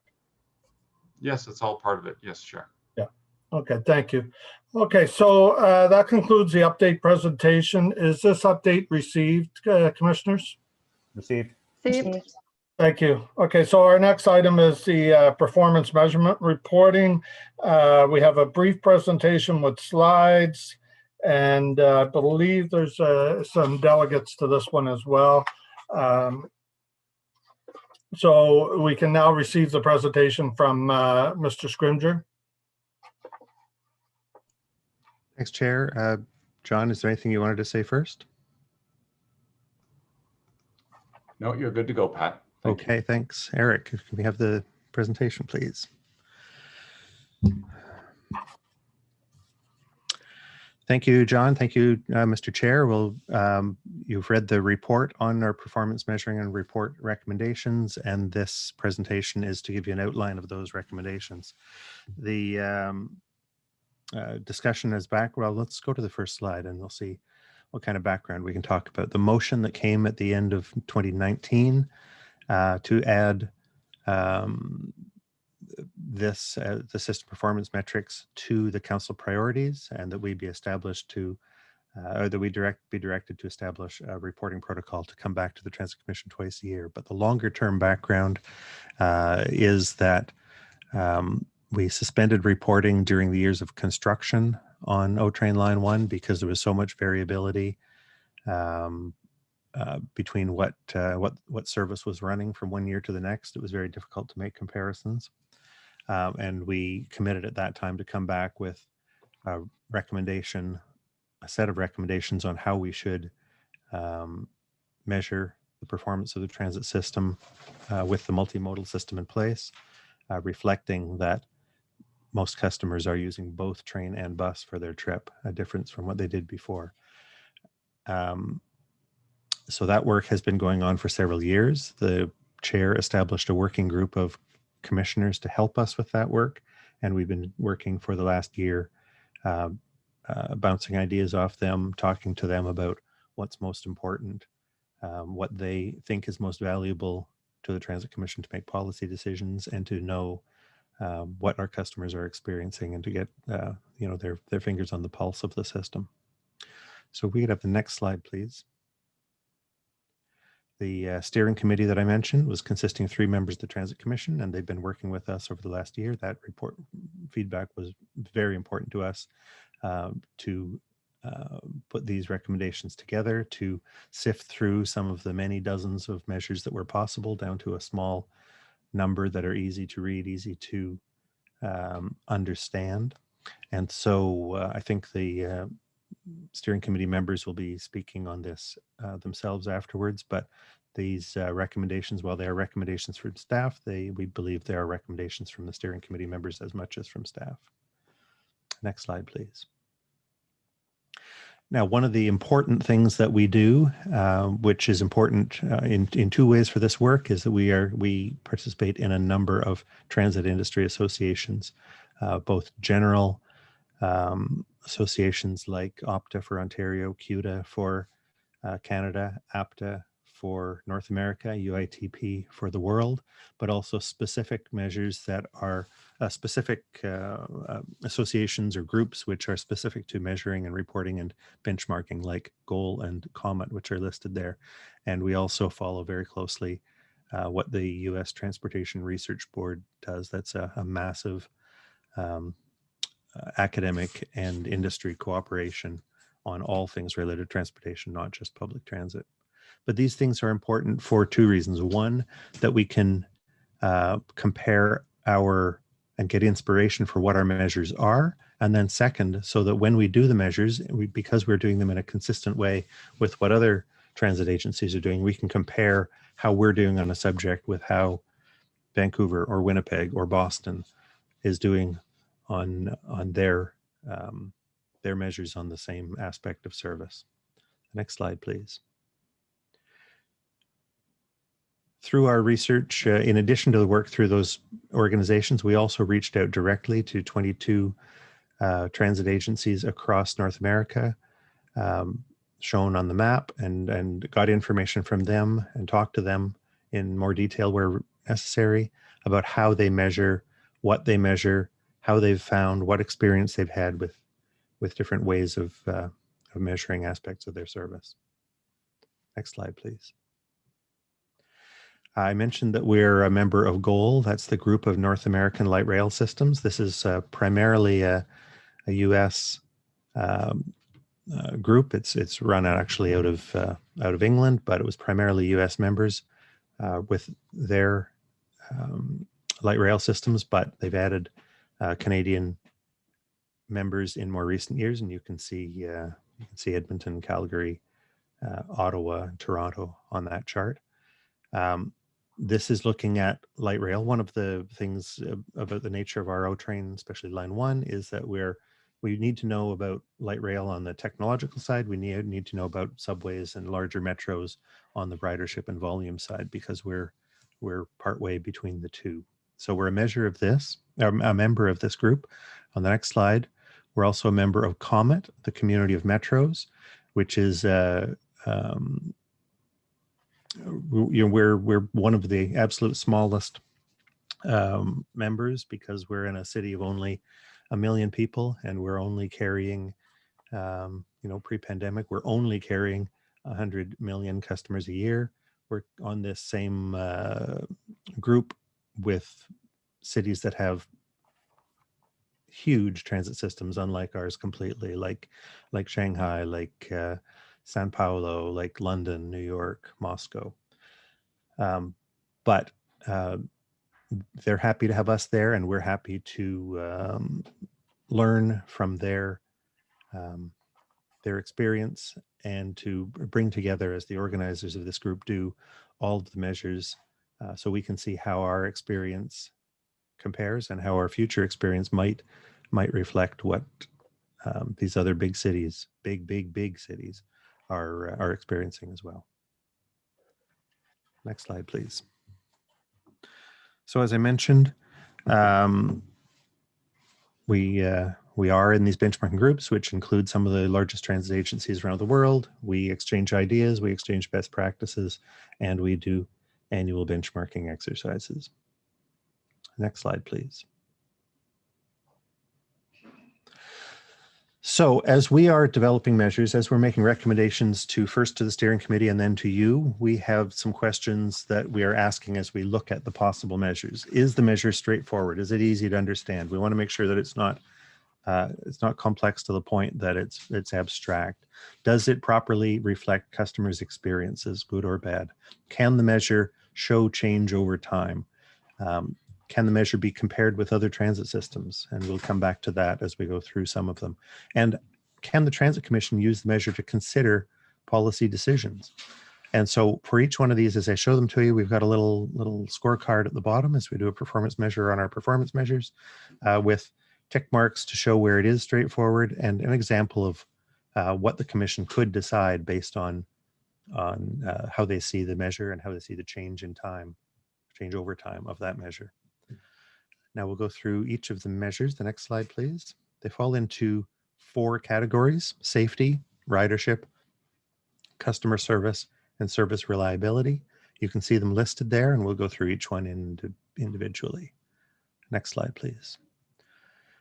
We'll show some examples, just some charts of how this could be presented. I just want to remind you, these are not measures yet. We'll be coming back to you with the first of these reports after you tell us whether these measures are appropriate for you. So everything you see on charts is artificial. It's not real. There's just an example of how we would tabulate the number, how we would show the numbers, how we could show trends over time. So please don't look at any of the graphs trying to look for meaning. Next slide, please. So first, under the category of safety, we would report on the customer injury rate. These are it would be injuries per million customer trips. We would take that by looking at the number of injuries related to the transit operations, divide that by the total number of customer trips over that period of time, monthly or annually.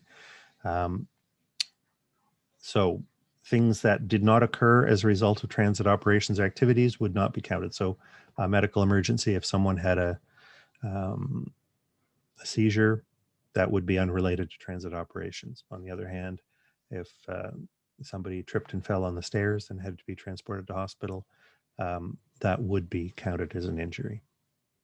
The next slide shows a couple of things we could do with that. One is we could look at how that changes through the year. We might be able to see whether the injury rate is, for instance, higher in the winter when sidewalks are slipperier. We can, or on the right, you can see how it changes over time. We could look at whether I've got a different customer injury rate one year to the next. The next slide, please. So the next category is ridership. And the most basic one we will show you that you're familiar with, that we've been showing for years, is bus and O-train ridership. So ridership on the complete system except for Paratranspo. And this we define as the number of linked trips. So that's a complete trip that someone makes from their home to school or from work to home, regardless of how many vehicles they take on that trip. That's to maintain consistency with how that measure has always been reported in Canada. And we'll report that monthly and annually. Next slide, please. And there's you've seen these graphs before. These are very common. So we'll go to the next slide, please. The next is we'll report on ridership per capita. How is our ridership in Ottawa changing over time related to the population of the service area, so the population of the urban transit area. And we'll do this measure once per year and report it to you. We will also be able to compare it to other cities across the country. Next slide, please. An example, we'd be able to show you how ridership per capita is different in different cities. We'll, at the time we present it, we'll also present to you any cautions we have. Every city is a little different in its geography, and every city needs to count its population differently, whether it's counting who's inside the municipality or not. So in the case of Ottawa, you know, it's really one metropolitan area of Ottawa plus Gatineau, but we will talk about OC Transpo ridership compared to the population of Ottawa. Next slide, please. We'll also report to you Paratranspo ridership. We'll report this monthly and annually. This will be a total analysis of the total demand there is for Paratranspo service. So we will report to you on the number of requests we have to book a trip, the number of trips we are successfully able to book, and any difference between the two, the total number of trips that we deliver to customers, and any difference for the two. Basically, if customers find they don't need that trip anymore, but we're not able to rebook that capacity to someone else. Next slide, please. Now, moving on to customer service, we'll report to you the number of customer service contacts we have by contact type. We'll report that to you monthly and annually, and you'll be able to see how trends are changing between whether people get in touch with us through the phone.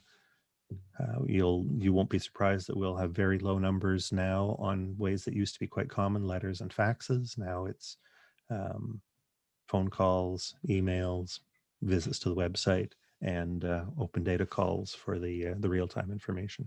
Next slide, please. We'll report to you on the average time to answer those inquiries. So if it's, for example, a Paratranspo call, how long it takes for us to answer the call and respond to the customer's booking request. If it's a written response, how many days it takes for us to get a response back to the customer to close the issue. Next, please. Now, the next group is service reliability. So the first of those is service availability. And this is the percentage of the scheduled bus and train service that has been delivered as planned. We will do this by calculating the ratio between how many hours were delivered and how many hours were scheduled. This will be the same as the numbers that you saw from Troy earlier. Now, when I say service hours, I want to be clear that this is not hours of the clock. This is hours as a,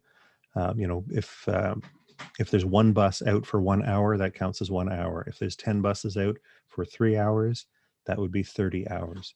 So we run about 2.2 million hours of bus service per year. And we'll report on how much of that has actually been delivered. And we'll go to the next slide, please. And that'll always be a number that's in the high 90s, unless there's something dramatically wrong. The next slide, please.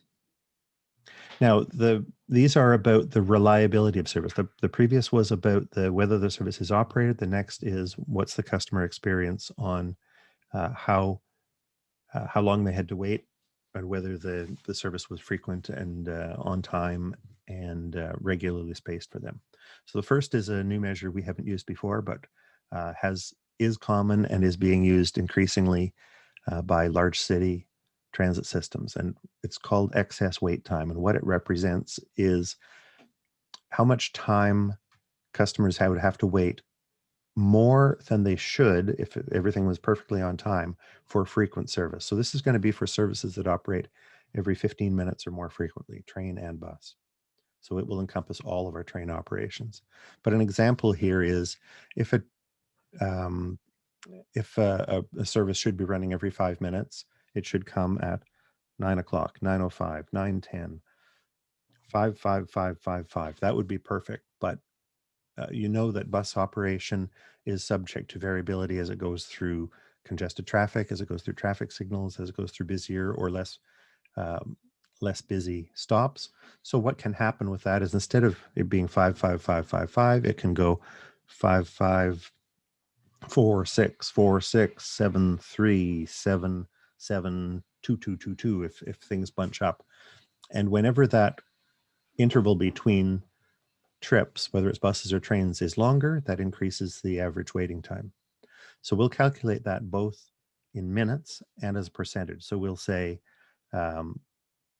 customers on frequent services are waiting X number of minutes longer than they would have if the service was coming exactly on schedule, or such and such a percentage on top of what they would normally experience.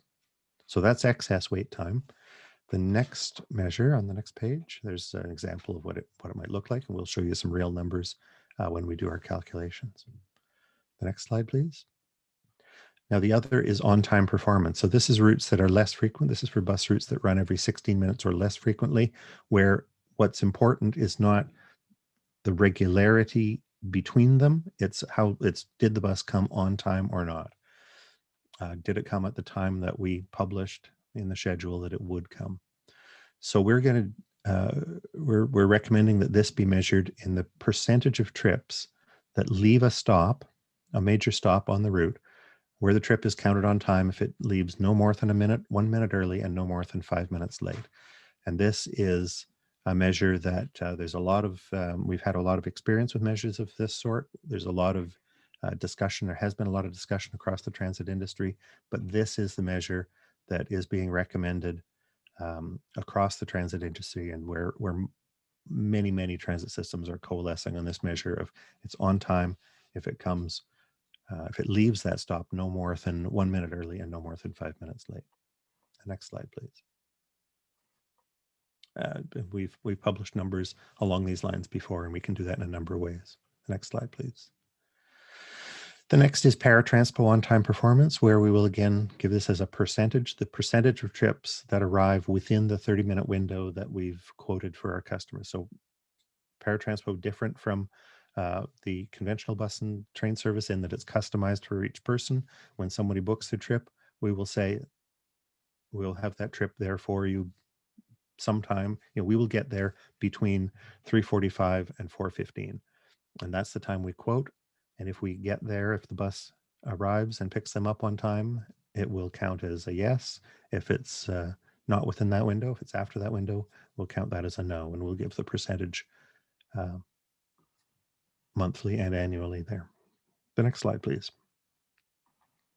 And finally, on service reliability, we'll report on elevator availability. This is the best measure we can have of the uptime for accessibility features in the transit stations, especially in O-train stations. So is an elevator available? If the elevator is not available, it will bring that number down from 100%. Our newer stations, all of the stations on line one, or most parts of the stations on line one, and any new stations we're building, we're putting in dual elevators, so there's redundancy. If one is ever down, the other one is available. And this would only count as a failure if they were both down, because that's what would represent the inability of a customer who needs the elevator to travel from one level to another. So let's move on to the next slide, please. And the next. So as directed by Council in 2019, we will be providing a report on these measures twice annually. Our aim right now is to bring the first of these to you in April, reporting on the 6 months, or reporting on the 12 months from January 2020 to December 2020. And then we'll come back to you 6 months after that with the report from mid-20 to mid-21. And then we'll come back to you 6 months again with the full calendar year 21. When we bring you these numbers, we will not just provide the raw numbers, we'll also provide a commentary and a summary and what is the meaning and some of the questions, if we're seeing trends or if there's anything particularly concerning, worrying, or anything that where impacts on any specific group of customers is overrepresented above the average. The next slide. We'll also report to our customers on octranspo.com. We'll do that monthly with the measures that lend themselves to being published monthly. Some of these just don't show a lot of change, so they'd be done annually. So we'll publish these monthly so that everyone is able to track them. We won't provide the same depth of analysis and discussion on our online reporting as we do to you. And the next slide, please. And that brings it to the end. So I'd like to thank you for your patience in hearing all this. Thank especially the commissioners who helped us to discuss and select and recommend these measures to you. And I'd be happy to answer any questions that you have. Thank you, Mr. Scrimgeour. I believe Councillor Gower, as part of the steering committee, wanted to make some comments before we go to delegations. Yeah, thank you, Chair. The steering committee was the Chair and Councillor Sudds and myself, and I believe we held our first meeting just before the pandemic restrictions began. But it has been a very interesting process working with Mr. Scrimgeour and his team, seeing the smorgasbord of different types of reports and measurements that transit systems use across North America and the world, and trying to hone in on what is relevant and important for us as an Ottawa Transit Commission. And the challenges around that, Pat touched on some of it. We have a system that includes rail and bus. We have frequent versus not as frequent trips. We do want to benchmark to other cities in a meaningful way as well. This is really important to us as commissioners. I checked again one of our terms of reference. We're tasked to ensure the development of a safe, efficient, affordable, accessible, and client-focused transit system. And it struck me over the last 2.5 years that we really lack the data right now to be able to do that as efficiently, as effectively as we should. So I think it's important because the data that we're tracking helps give better definition to what those terms actually mean. But it also allows us to evaluate and to better articulate to transit staff what our expectations are for the system and make better decisions around policy and funding. So looking forward to the discussion from fellow commissioners around this today, but I think we're off to a good start with the report that's in front of us. Thank you, Chair. Thank you, Councillor Gower. Councillor Sudds, did you want to add anything? Thank you, Chair Hubley. I'd just like to, again, similar to Glenn, express my gratitude to Pat and the team that really have poured a lot of time and energy into making sure that we have measures that will be meaningful as we move forward. So just a big thank you for the effort that's gone into this. And I think it will serve us well as we move forward. So thank you. Thank you, Councillor Sudds. So in correspondence, I'd like to acknowledge that we received a letter from Jan Lamb. I believe all commissioners have received his thoughtful suggestions. And our first delegation today is Laura Shantz. Laura, are you there? Yes, I'm here. Can you hear me? Yep, perfect. Thank you. Okay, so my name is Laura Shantz. I'm a transit rider. I use OC Transpo on about a weekly basis right now, and I'm also a board member of Ottawa Transit Riders. I'm very happy to see a return to performance measurement. I know that Many riders, myself included, felt very frustrated and rather isolated in the time when we didn't have performance measures. We understand that, you know, there are hiccups when we were trying to build the system out, but at the same time, as a rider, it feels good to be heard, to have some understanding of what's going on. So we're happy about that, and especially for Paratranspo trips as well. The lack of performance measurement made us feel isolated, but we're hoping these high-level statistics will be an important part of understanding rider experience. But for us, for people who are riding transit, that alone is not enough. We need more than just the high-level experience. A good example we can think about is, what about overcapacity buses? So I see this particularly riding the numbers 12 and 14 pre-pandemic, and we assume that one day we will return to these rider levels, that we will once again have lots of people on the bus. Things like wheelchairs and strollers. Often, you know, a bus can be packed for wheelchairs and strollers, that you see people not able to be boarding the bus, even if the bus is meeting its consistency targets. If we cannot get those riders on the bus, to me, that is still a service failure. To me, that is still letting customers down. And we need to figure out ways to track and measure this so we can ensure that, should, for example, we have a time of day when the accessibility seating is very full, that we can figure out a way to accommodate people. I think that's very important, and it's something that our metrics right now aren't quite ready to deal with. We also, I'm just wondering, my question for you would be, would there be disaggregation given, like maybe in these semi-annual or annual reports based on parts of the city where we're seeing issues? If we are, just so we can have a better idea. I understand that monthly metrics will not be having that, but it would be good to be able to have some kind of commonality. And once again, this goes back to my point that as riders, we would like to be having a little more input. I know we also had mentioned, for example, last month again, I think we mentioned there was a fair working group mentioned that was once again members of Transit Commission. Once again, this performance measurement was prepared by city staff and members of Transit Commission. I see, and I respect the fact that we need to be linking with established metrics, but I think if we could also include the rider experience in these options, through Ottawa Transit Riders, a group that's trying to represent riders, or through forming a working group that includes not just citizen commissioners, but also average riders who could give some input or at least submit to these groups. It would greatly improve basically the confidence in the system. We still know there's a lot of issues with confidence.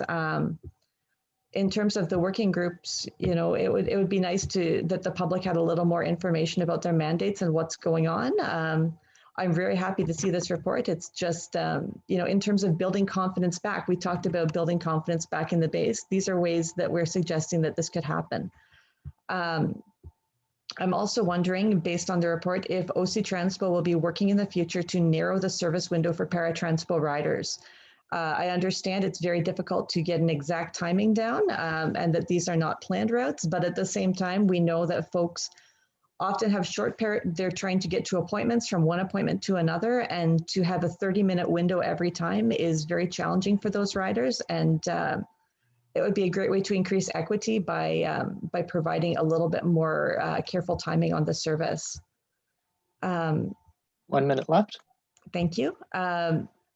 So I think those are my main comments. It's just, you know, I think this is off to a good start. My questions just revolve around how we can better accommodate rider experience and make sure that we're not missing things that are happening on the micro level. So example, those overcrowded buses that can't take folks in wheelchairs.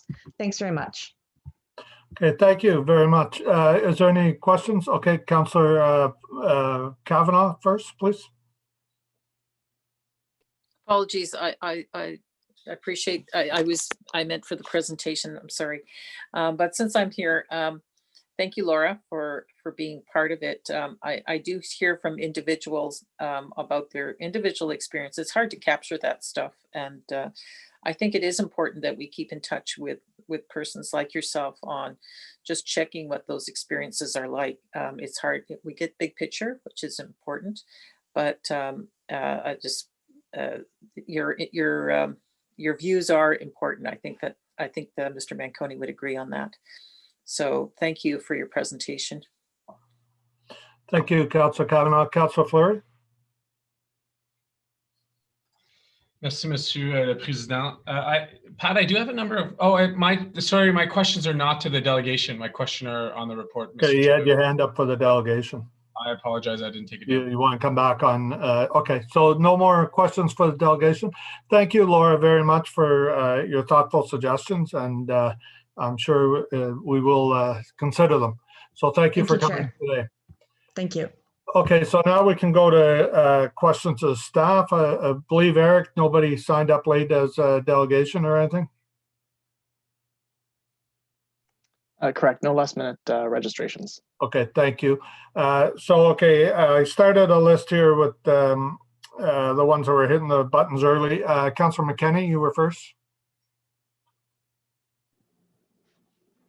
I didn't think I was that quick, but thanks, thanks, Chair. Appreciate it, and thank you to staff for this report. It's actually a very good report, and I think that going forward to be able to get these performance measures back to us so that we can understand the trends where we're headed is always better than anecdotal evidence, which is what we've been kind of counting on for I guess about 6-7 years now. So really do appreciate it. Just a few quick questions. I noted under the measure of ridership, the way you're going to measure that ridership performance is through fare revenue reports rather than automatic passenger counter. I think it's called APC system. Is that because we just don't have enough of the passenger counters available to give us a decent number? It's partly for that reason. By using fare revenue counts, it gives us a number which we know is absolutely right.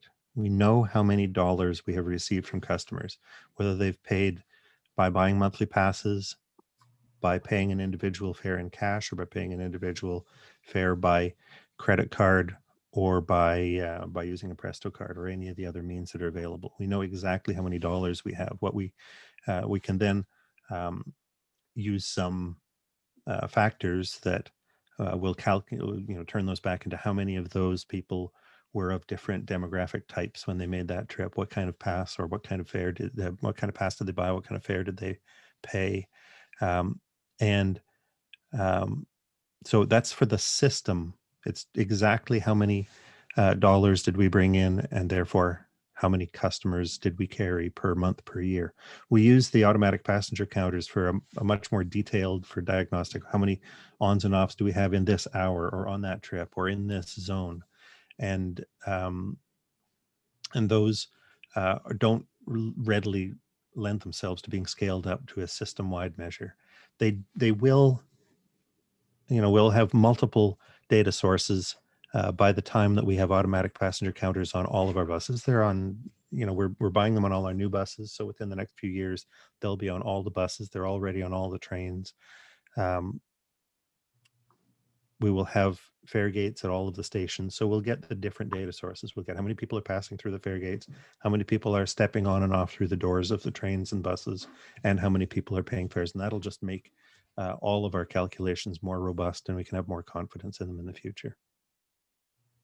Okay, no, I appreciate that. I think it's really important too, because to look at the passenger counters, because even in our conversation that we've had up until now in your last presentation around, what buses have very low ridership, what buses have got higher ridership, what buses carry people who absolutely need to use the bus, they don't have another option. I think that that's all going to be exceptionally important as we come out of the pandemic.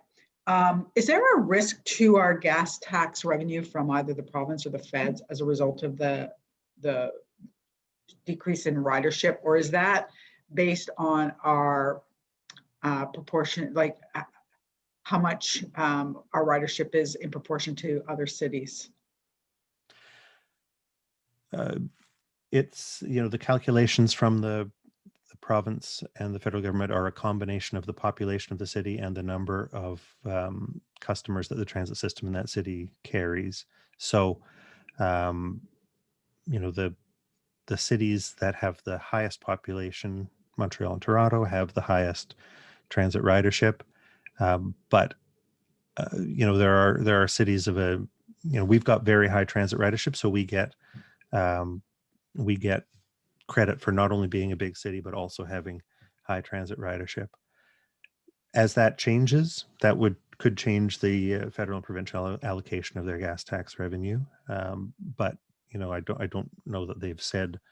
I know they haven't said what they're doing with those calculations during this pandemic interruption. Okay.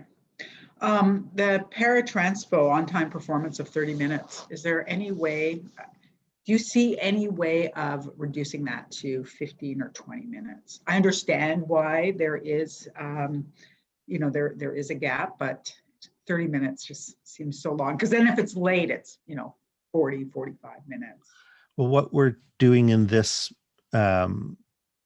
report is we're recommending to you ways to measure and present information on the service as we deliver it according to the service standards you've set. We're not recommending any changes to service policy in this report. We're rather reflecting the service policy as we make these recommendations on how to measure it. So a question of whether to change service policy on how Paratranspo service is delivered to do something other than the 30-minute window, which you've had in place for many, many years, would be along the lines of whether you wanted to, you know, change any of the other service policies that guide us. So we're not recommending a service policy here. Rather, we're recommending the measure that reflects the current policy that you've given to us. But that measure at some point could lead to us changing that. And that's you know, I think exactly what Commissioner Gower was talking about. What are the measures that will best help the Commission to consider in future the kind of policy decisions that that you might be confronted with or might raise? What's our elevator availability today? Like, how many redundant elevators do we have in our new transit stations? So the new stations all have redundancy. Sometimes it's redundancy of 2 elevators beside each other. Sometimes it's redundancy of a different path that a customer can take to get from one point to another. The older stations, however, you know, think of Billings Bridge Station, an older station on the transitway, has 1 elevator to the northbound platform, 1 elevator to the southbound platform. When that elevator is down, you know, maybe it takes 2 hours, maybe it takes 20 minutes, maybe it takes 3 days to repair, but we lose time, and we have to make other arrangements for those customers during that time, and the customers have to, you know, go through the hassle of the alternate measures that we have in place to get them to where they need to go. So our new stations, all the stations on line 1 have that redundancy built in. And all the new stations that are being built for line 2 also have that redundancy built in. Excellent. Open data, is it available right now? Is all open data available so that residents kind of can build their own apps for when transit is available? Do we have that completely open? I think there was some discussion about it last week, and I just was following up on that. It's published. There's we've got a team who's ready to help developers with this. There's a lot of information on octranspo.com of documentation of how the data are published, what it means, how you can work with them.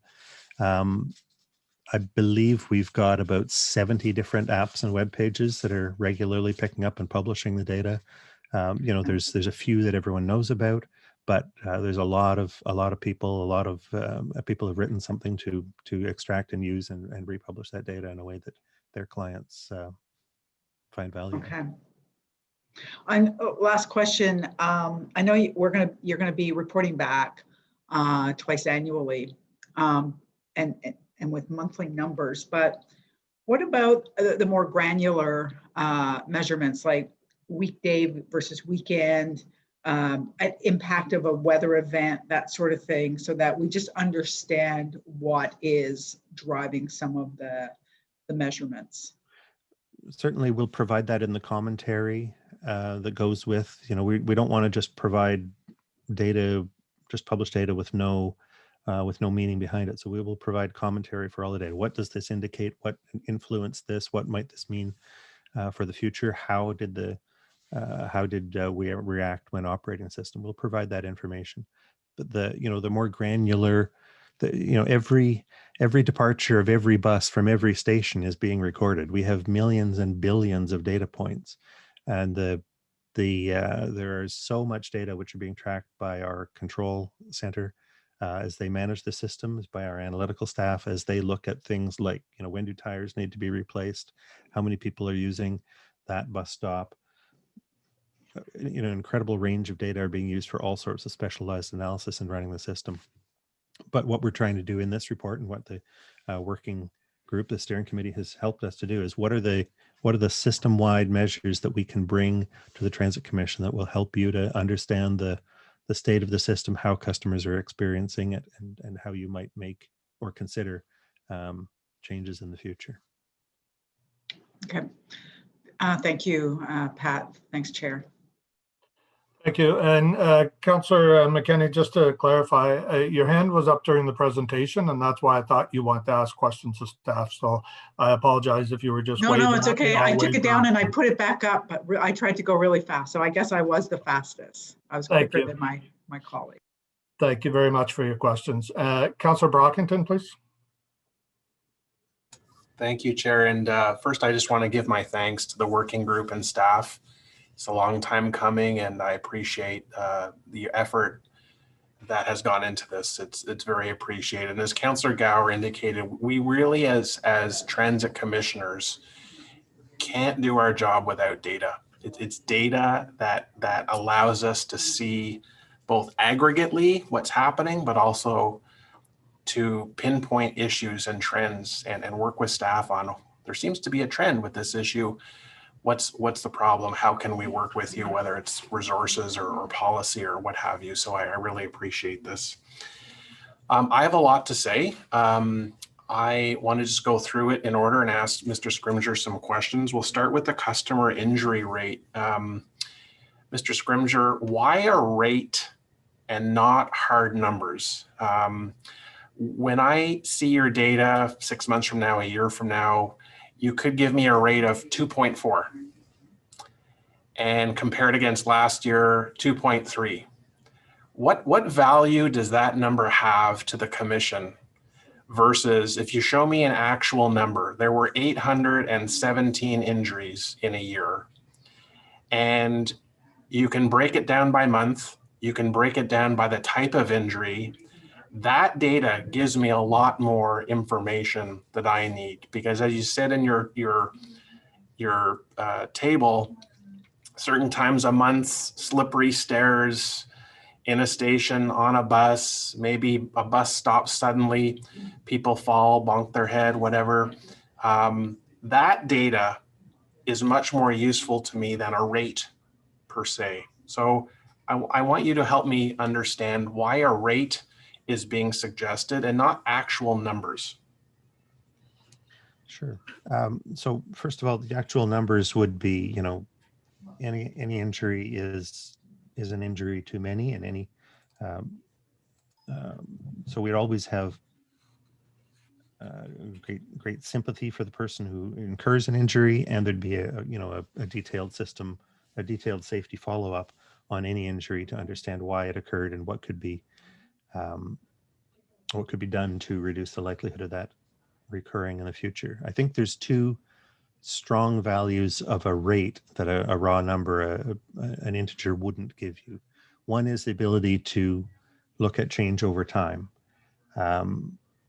If we know that there's a certain number of injury rate per million customers happening in 2015, 2016, 2017, 2018, on through 2025, if you looked at it in a 5-year, a 10-year window, you would know whether the trend is constant, whether the trend is going up, whether the trend is going down, or whether there's up and down and there's no trend at all. And that could lead you to reach conclusions like the trend is going down, that's good, we must be doing the right things. It's going up, why is it going up? Is it going up because of any influences, or is it going up because something is missing? It also would allow you to compare ourselves against other cities that measure in the same way. So we might be able to say, look, Ottawa is safer than System X, but is not yet up to the standards being set by System Y. There's room for improvement. What do we need to do to get to as good as another system as we continue on our quest to be the best in every way? So those are two things that that a rate can give you that a raw number couldn't, because you'd have no context for it. The raw number might be valuable for other reasons. The raw number will always be available. But our recommendation for what we repeatedly bring to the Transit Commission and where we publish the trends over time is the rate per million customer. So a rate won't help me. As a transit commissioner, I look at data, a rate will not help me. I need to see the actual number, and we need to understand what the injuries are. You've always been preaching about comparability with other systems, but that's for your reporting. You can take data and you can translate into whatever unit of measure you need. You do that now, and you can do that in the future. And I'm not opposed to that. But as far as publicly releasing data that a layman can read and understand, a rate doesn't give us that information. It doesn't give me that information. I want to see numbers, and I want to understand what's causing those numbers. And the fact that we're only going to publish people who are hospitalized or have to go to the hospital, that's not good enough. It should be people who are injured, who are seeking assistance, who need first aid, who have been injured either in a station or on a bus that's been reported. That's an injury. My brother fell face first on a fare box when we were kids, blood everywhere. We didn't go to the hospital, he was injured. I see people fall on buses, they slip, hurt themselves, they need to be taken off. An ambulance isn't called, but we should record that because it's the cause of the injury that we need to capture and fixing that. So again, the number is very, very important for me. Councillor Brockington, you raise a good point. What I would suggest is if Mr. Scrimger could circle back with legal on that, because there would be privacy concerns with giving out public information about every single accident, that they could identify the person. So if we could just find a way to protect that information and still get it to you, then that would be worth considering. Is that okay, Mr. Scrimger? Could you undertake that? We can look at that. I'd like, Mr. Chair, if I can, to make one other comment, and that is that if for all of these measures we're talking about, these are not the only analysis that is done for all of the reports, all the measures that we're recommending to you. But talking about the safety one, the full safety assessment and analysis and follow-up and study is done for every injury that occurs, large or small, on the transit system. We have a very good safety management system. We have an excellent safety management team led by our chief safety officer. They follow up on all of those things. They do all that work. What we're recommending here, what the steering committee is recommending here, is what are the policy numbers that what are the overall system numbers that we can report to the Transit Commission to inform policy decisions and know the state of the system over time and as it compares across the system, across the country and around the world. So Councillor Brockington's points are valid, but my recommendation is that this is not the venue in which that kind of incident by incident discussion occurs. So I'm not asking for an incident by incident. We're looking at data of why people are being injured. And if there is a consistent trend, we address it. So I'm not looking for personal information, any identifiable information. And if we're going to limit it to who goes to the hospital, that's not enough. There's many more people who are injured. So that's my point there. When it comes to route reliability, again, we're talking about rates. I want to give an example in my ward. Just any bus route. Local bus route, Route 90, I estimate runs 30 times a weekday, 20 times on the weekend, over a month, this is just an example, 750 runs. Here's the information that I'm looking for, because you can look at this in the aggregate. I'd like to know for a route or all bus routes, how many buses were on time, total percentage, the buses that were late, total percentage, and how many buses were canceled, total percentage. Basic data. It's very comparable against other routes and the system as a whole.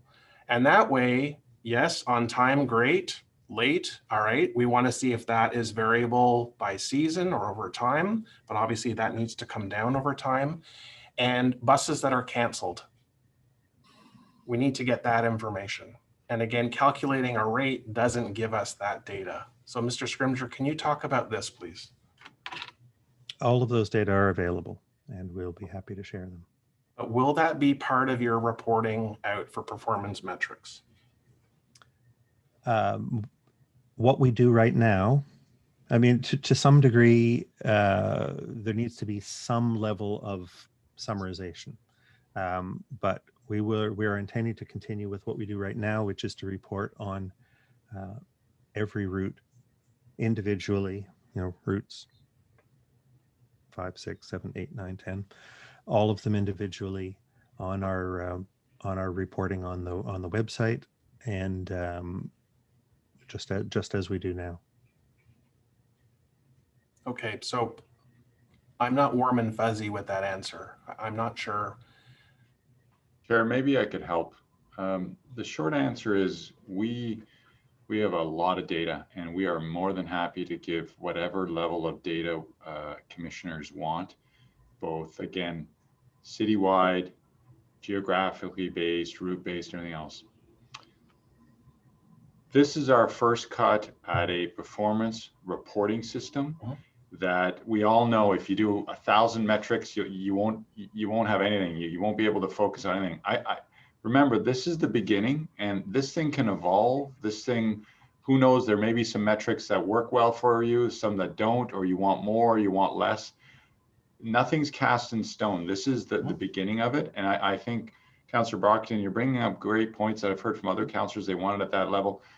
Remembering that we can always drill down. The question becomes, to Councillor Gower's point, as a commission, what's the reporting you want? At what level for now? And it can evolve. And we'll make it as good as we can as we move through.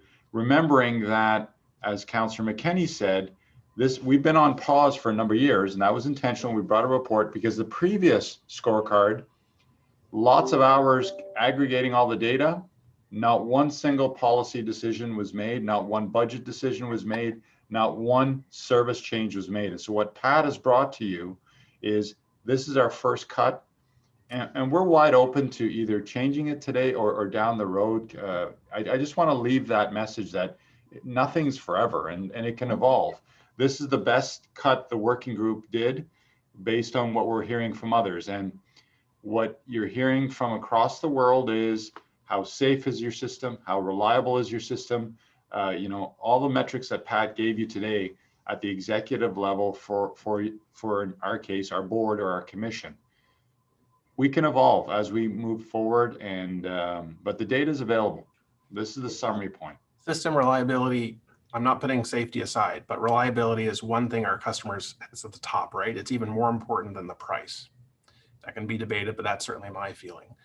And if we have the data already, I think aggregately, all bus runs in the system, you bring us on time, late, canceled, and then you compare over time. Because if the cancellations go up or the lates go up, we say, John, Mr. Manconi, what's going on here? And then if there are route specific problems, a local counselor can get in that with you as a side. I don't know if as a whole we need to do that, but aggregately total, that's the data I'm looking at. Because if there are trends that are going bad, that's, I think, the role of the commission is we bring that to your attention. What's going on? And I will have a better understanding with that data than a rate. A rate has some value, but not what I'm looking for when I'm trying to pinpoint problems in the system. So that's why I raised that. With 30 seconds left. How many? 30 seconds. 30 seconds. Okay. So that's basically the theme of my comments about we calculate rates. Pat uses it externally. There's some value internally, but I need to see numbers that will never, never, never divulge a customer's information or their identity. That's not what I'm getting at, but it's looking at the data overall, comparing it past years over time. Then you can start make some conclusions and pull out problems. So that's what's going to help me. And I think there's more value and a greater understanding for the public to get that data than if we calculate rates, because you don't really understand unless you provide all that information in footnotes. So I'd be happy to sit down with Pat and just share my thoughts. And I'm not trying to make it more complicated or convoluted. I think it can complement what you're proposing without taking away anything that you're proposing and just give us a little bit more information. So if you're open to that, I'd be happy to sit down with you before council. It's time. Thank you, Councillor Brockington. I think at this point should also say, as part of the steering committee, what was direction that was provided to staff at the start of this was look at what other systems are doing and try and find as many key points as possible that you can report in the same manner that they do, so that we can then compare ourselves to other systems. The intention, as Mr. Manconi and Mr. Scrimger said, is to take direction from comments such as what you're providing, Councillor Brockington, and have this information evolve. Yeah. Whether it evolves in the quarterly or annual reporting to commission, or if it's direct to you as the ward councillor, that will get determined based on the questions. So okay. Chair, is staff willing to sit down with me? I want to make sure our time is best used. Mr. Scrimger, is that possible? Of course, always happy to meet with any commissioner. Okay, thank you very much. Okay, next up, I believe we have Councillor Kavanagh. Thank you very much, and I appreciate we're moving in this direction. It's hard to know where you're going unless you've got some numbers to work with to find out where we are right now. When we talked about doing this, I saw that we're down to the very low numbers, and I wanted to get an idea of who's using our system in the absolute necessity times of COVID, where we know that daily commuters are not there, but there's essential workers that are there. And that's one of the things I'm hoping that we'll be able to find out is who absolutely needs our service, because that's who's using it right now. And part of that is I want to know the areas where they're coming from. We do have people that we know the numbers for the low income passes, how many were bought, etc. But do we know the areas that people are coming from and what routes they're using? Because I want to make sure that those are the ones that are the least, problem free, because those are the people that absolutely need this service. And this is an ideal time to find that out. Will we be able to get that kind of information?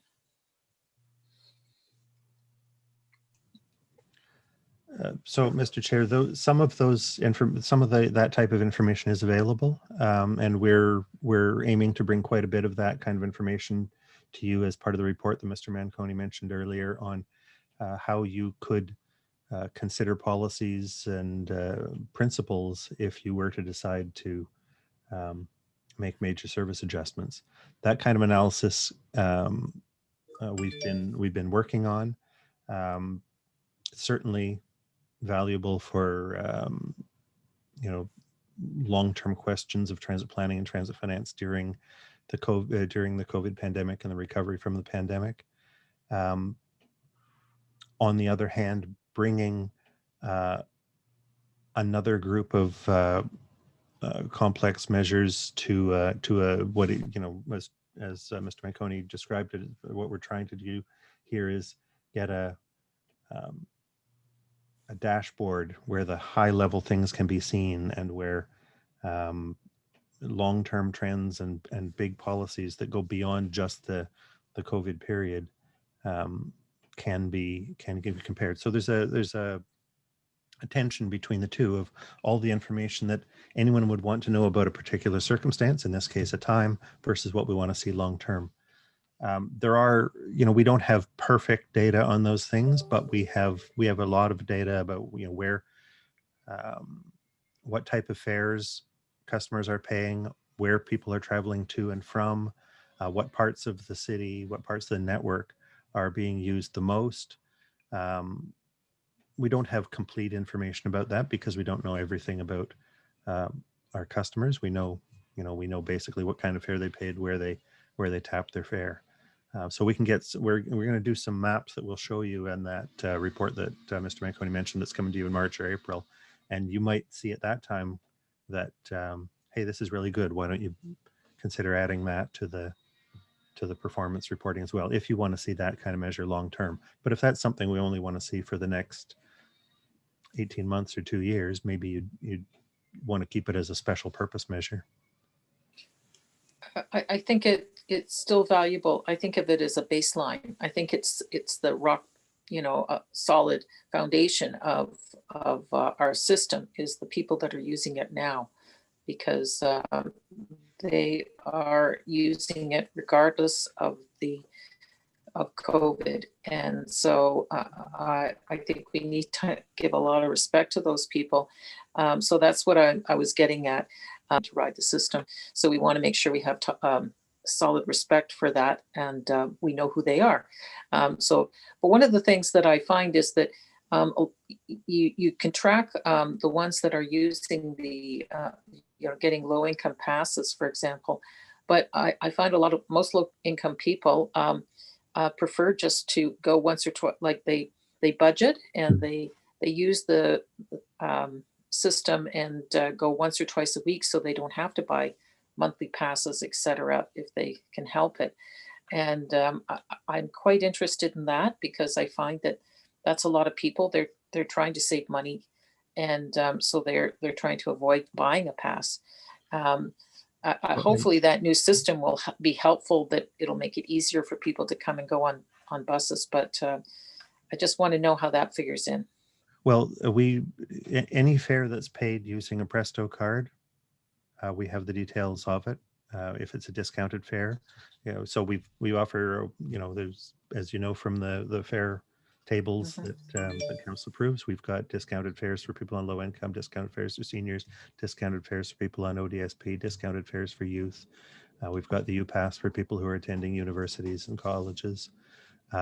So we know from each of those taps, whether it's in many cases where it's monthly pass, or in others where it's a single ride fare, we know if that fare type has been tapped, that person who's making that trip had those qualifying characteristics. So we'll be able to draw some conclusions and show you that. Okay. All right. I just want to make sure that's what's understood, because I'm concerned about the future, and I want to make sure that core group is respected, and that we view this as our base of our transit users. So I just wanted to make sure we have that view, so that we always make sure that they're the most important users of all, because they're so loyal, and they need it so much. So that was the point I was trying to get across. Thank you. Thank you, Councillor Kavanagh. Next up is Commissioner Wright-Gilbert. Thank you, Mr. Chair. I only have one main question, though it may spawn others. We'll see. When we're looking at the key performance indicator for safety, it's being measured solely by customer injury rate. And there's been a lot of discussion, and I agree with Councillor Brockington's points about defining injuries. But what I find is missing from this performance indicator is a customer's feeling of safety on our transit vehicles. So, for example, safety can't simply be limited to a narrow scope of whether or not someone was injured physically on our transit system. Harassment, for example, of all kinds, is a threat to our customer safety and negatively impacts their experience. I know we're also measuring customer experience. So is there any consideration or discussion to including reports of harassment in our KPIs? Yes, we did. it should go without saying that maybe I should just leave it go without saying that any harassment, any feelings of discomfort, any feelings of insecurity are unacceptable and something that we need to work to prevent, diminish, and get rid of the causes of them or discourage them off the transit system. And we've been doing a lot of work in all of those fronts over quite a few years. What we were looking at here is how do we measure that? Is there a way of measuring it that is that can be consistent over time, that can be compared with other systems? And we'll measure them certainly for internal purposes, for analysis, for response. All of those things are done. The question is, what can we report to you that we can report consistently and that you can draw comparisons with over time or in comparison to other systems. And we did not find a particular measure on that, as much as we looked, that we could recommend to you as being a solid recommendation on that point. We have tried in the past interviewing customers about safety and about their feelings of security. And that has worked as a measure, but it didn't prove to be something that we could consistently say over time was comparable. We are going to continue to look, as I say, we're engaged in all of these benchmarking groups. They're all got the same concerns as we do, and if something emerges that we can recommend to you as a good, consistent, repeatable way of measuring that, then it's exactly the kind of thing that we would want to bring in a future expansion of this approach. Okay, presumably OC Transpo does receive reports of harassment, negative interactions, those types of reports regularly. I mean, I as a woman, I have been harassed on an OC Transpo vehicle. I've been assaulted on an OC Transpo vehicle. I can admit that I have not necessarily reported every single instance, but I have reported some. So my question is, if we are receiving reports from customers through our various reporting channels of harassment of all kinds, whether it be gender-based, race-based, regardless, any sort of harassment on our vehicles, if we are receiving those reports, why are we not able to report out on that in some sort of performance indicator, and to give us an idea of where we've received an increasing number of harassment reports on a specific route or at a specific station? That would allow us as a commission to take a holistic view and to say perhaps there is a need for increased enforcement or increased presence at these stations or on these buses to help our customers feel safe. Safety is not just simply whether or not you slipped and fell down a staircase. I agree, that's important. But safety is also feeling confident that you are safe as a human being on our transit system. And I think that it's our responsibility to have those performance indicators publicly available so that the public can see that we are concerned about this and that we as a commission can make recommendations about this. Are we able to include reports of harassment in our current proposed performance measurement? Chair, the commissioner makes a bunch of great points, and if I could just go back in history a little bit. So number one, we have all that data. We did some amazing work with Hollaback, WISE, and Women's Group a few years ago. In fact, when Chair Deans was the chair of the Transit Commission, where there was concerns about, was there, exactly to your point, what were the rates of harassment on our system-wide, vehicles, stations, and so forth.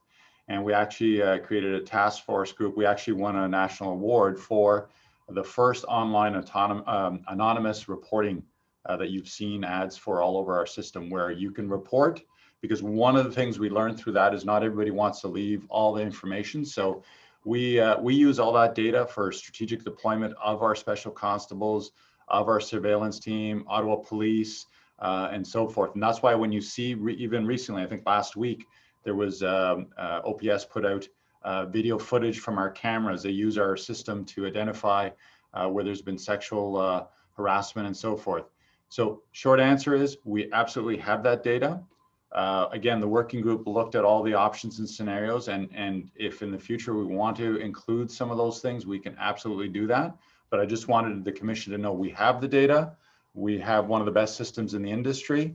Others are modeling it, and we do use it for strategic deployment to pinpoint problem areas, as you described, Commissioner Gilbert. So it's a very important point, because you can say you're as safe as you want to believe you're safe, but unless your customers feel it and believe it, then that's all you've got is just words. So we do have the data that our special constable units pinpoint and deploy resources to on that front. So again, it's all part of, we're looking for your guidance. If this isn't the report that you want to see different ones, we can cater it to the needs of the commission. Thank you. I guess my point is that, and we can have a further discussion offline, and if that's helpful about the specific issue. But if we have the data, then it should be in our reporting. It should be in our performance indicators under safety. If we have the data. We're here to listen if that's what you want. We worked with the working group, Commissioner. So this is the first cut. And again, we're not saying no to any of these ideas. Okay. The only thing we would say is at some point it's too many metrics and you get lost in information overload.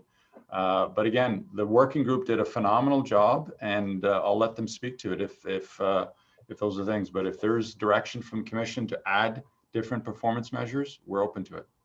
I'll just say this, that I understand that, if there's too many metrics, we'll get lost in data, but I don't think customer safety should be subject to that. I think that relying simply on a performance indicator that is dictated by whether or not someone fell and had to be taken to hospital, that has no impact on how I feel as a customer, as a woman riding public transit. I want to know, as a commissioner and as a customer, that OC Transpo and this commission are considering harassment to be a threat to customer safety and are doing something about it. So however I have to get it done to get harassment included in this performance indicator, I'm open to it. If you want to have a discussion, if you want to have a meeting, I'm happy to talk with the working group, whatever. I will do whatever it takes to get this included in this reporting mechanism. All you have to do is move a motion, and we'll follow the direction of the commission today on any of these. If you want to add performance metrics, we will absolutely do that, Commissioner. I'm agreeing 100% with you on the harassment indicators. We have the data, and if that's something that commission wants on the report card, absolutely. Thank you. Thank you, Mr. Thank you, Commissioner. Mr. Manconi, just following on that, I want to make sure that the message that is left here today with our ridership is that if there are cases of any harassment being reported, those are dealt with immediately as operational matters, correct? They may not necessarily be reported up to us as a commission, but your team, your safety officer and your special constables and that all deal with these reports as soon as they come in. Is that correct? Immediately. We had one the other day about an elderly gentleman that was not liking what he saw on the bus, and we used the video footage of the bus and of the stations, and we pinpointed it down. It's immediate response on all these. It's tiered response in terms of the severity. Great, thank you. And I know I'm aware of some other cases that you've reached out to parents of young people and so on to answer questions about what's being seen, and you do that follow-up. So I appreciate that, and look forward to the commissioner's motion if she decides to put one forward today. Okay, next up is Commissioner Olson. Thank you very much, Mr. Chair. I'd like to follow on from what Commissioner Wright-Gilbert was saying, that the bar, and Councillor Brockington as well, the bar that it takes a hospital trip for it to be considered a safety issue is far too high. I guess like Commissioner Wright-Gilbert, a few years back, I was actually attacked and assaulted on a bus, broad daylight, St. Patrick's Day. And I wasn't badly injured, but I was badly shaken up. Special constables came and they were great. But that would not be counted in these measures. And I take Mr. Manconi's comment that we can move a motion, and I would like to do so. I think what the measure that we're looking for, in addition to injuries, because injuries are important, is perhaps a number of incidents that special constables have to attend to, or to investigate, or called to respond to. That would probably give some indication of that as well. It was noted that injuries is consistent. Injuries is one, I did a little bit of research. Injuries are one measurement that is used by a lot of transit agencies, but they also use the number of incidents. They use other measures as well. And I don't think we should be limiting ourselves to one measure. We want to have a safe, affordable, accessible, reliable transit service.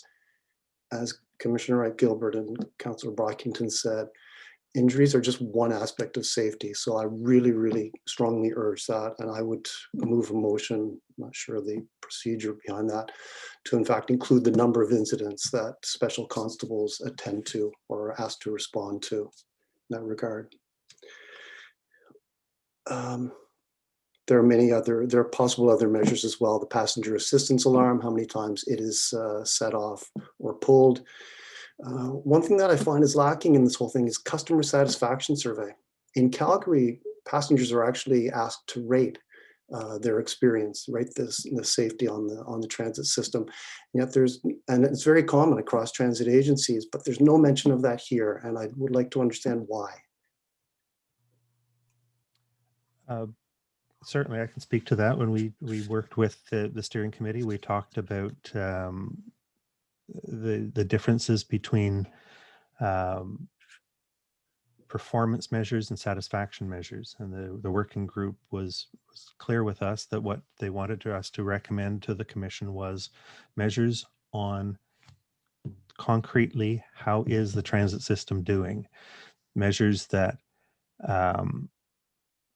that go into, this reflects what customers are actually experiencing and therefore would form their opinion. It is possible to do customer satisfaction surveys. We've looked at ways of doing that. It was something that the previous, before amalgamation and early after amalgamation, something that was previously done sort of in an annual survey of customers.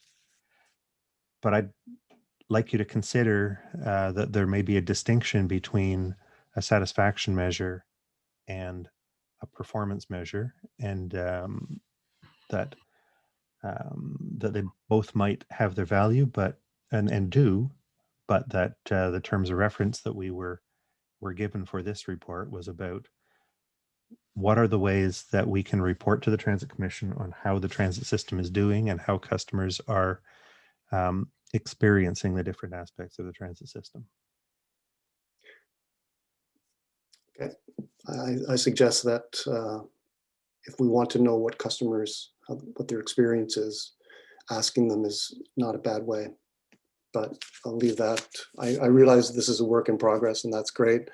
So, but I would suggest that is something that we should consider. We should be asking the customers what they think, not just the ambulance drivers. With respect to service reliability and schedule adherence, again, I understand that Boston, the MBTA, that transit agency, uses excess wait time. And as I measured before, I actually I could not find others that use excess wait time, but there may well be. But in my looking at things, most transit agencies just use on time. So what are the benefits of excess wait time? So we're recommending that excess wait time as a measure of regularity of service be used for the frequent services, and that on time as a binary yes, no be used for the less frequent services. The reason that we're recommending this is largely to do with the nature of how customers use the system and how it affects them. For a system that, for a service that runs, bus or train that runs every 5 minutes, 10 minutes, 15 minutes, people will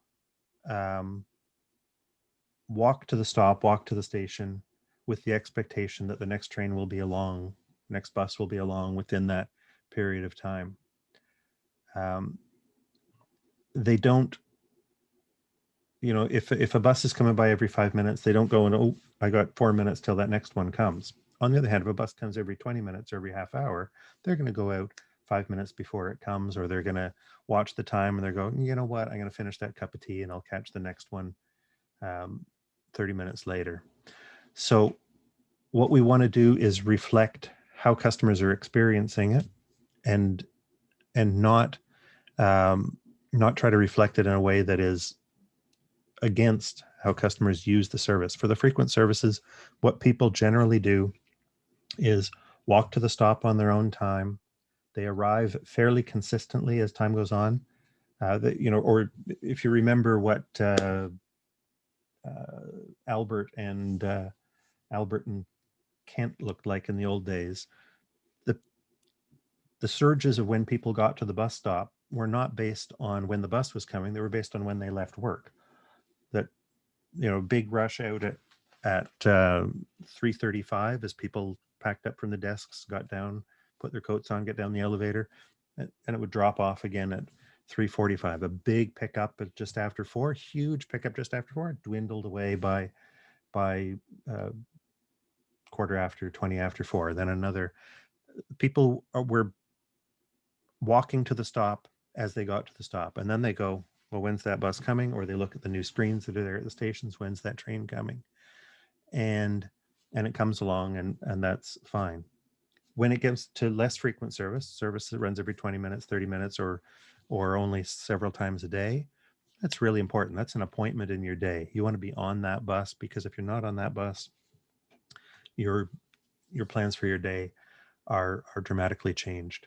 So the excess wait time as a measure of regularity is the best way in the industry today to reflect that turn up and go type of service that's there on the frequent services. I'm just going to walk out and I'm going to catch the next bus. Now, this is a change, as the counselor has said, this is a change from what's done in the past, and partly a change because with the gigantic amounts of data that we now collect, and the the huge computer power that all of us has at our desk, we can run these calculations, and we can churn out average waiting time bias, affected by standard deviation and averages. We can do all that really fast because we have these super fast computers, which we couldn't do 20 years ago back in beginning of my day, when it was punching numbers into a calculator and looking things up off a piece of paper with a ruler.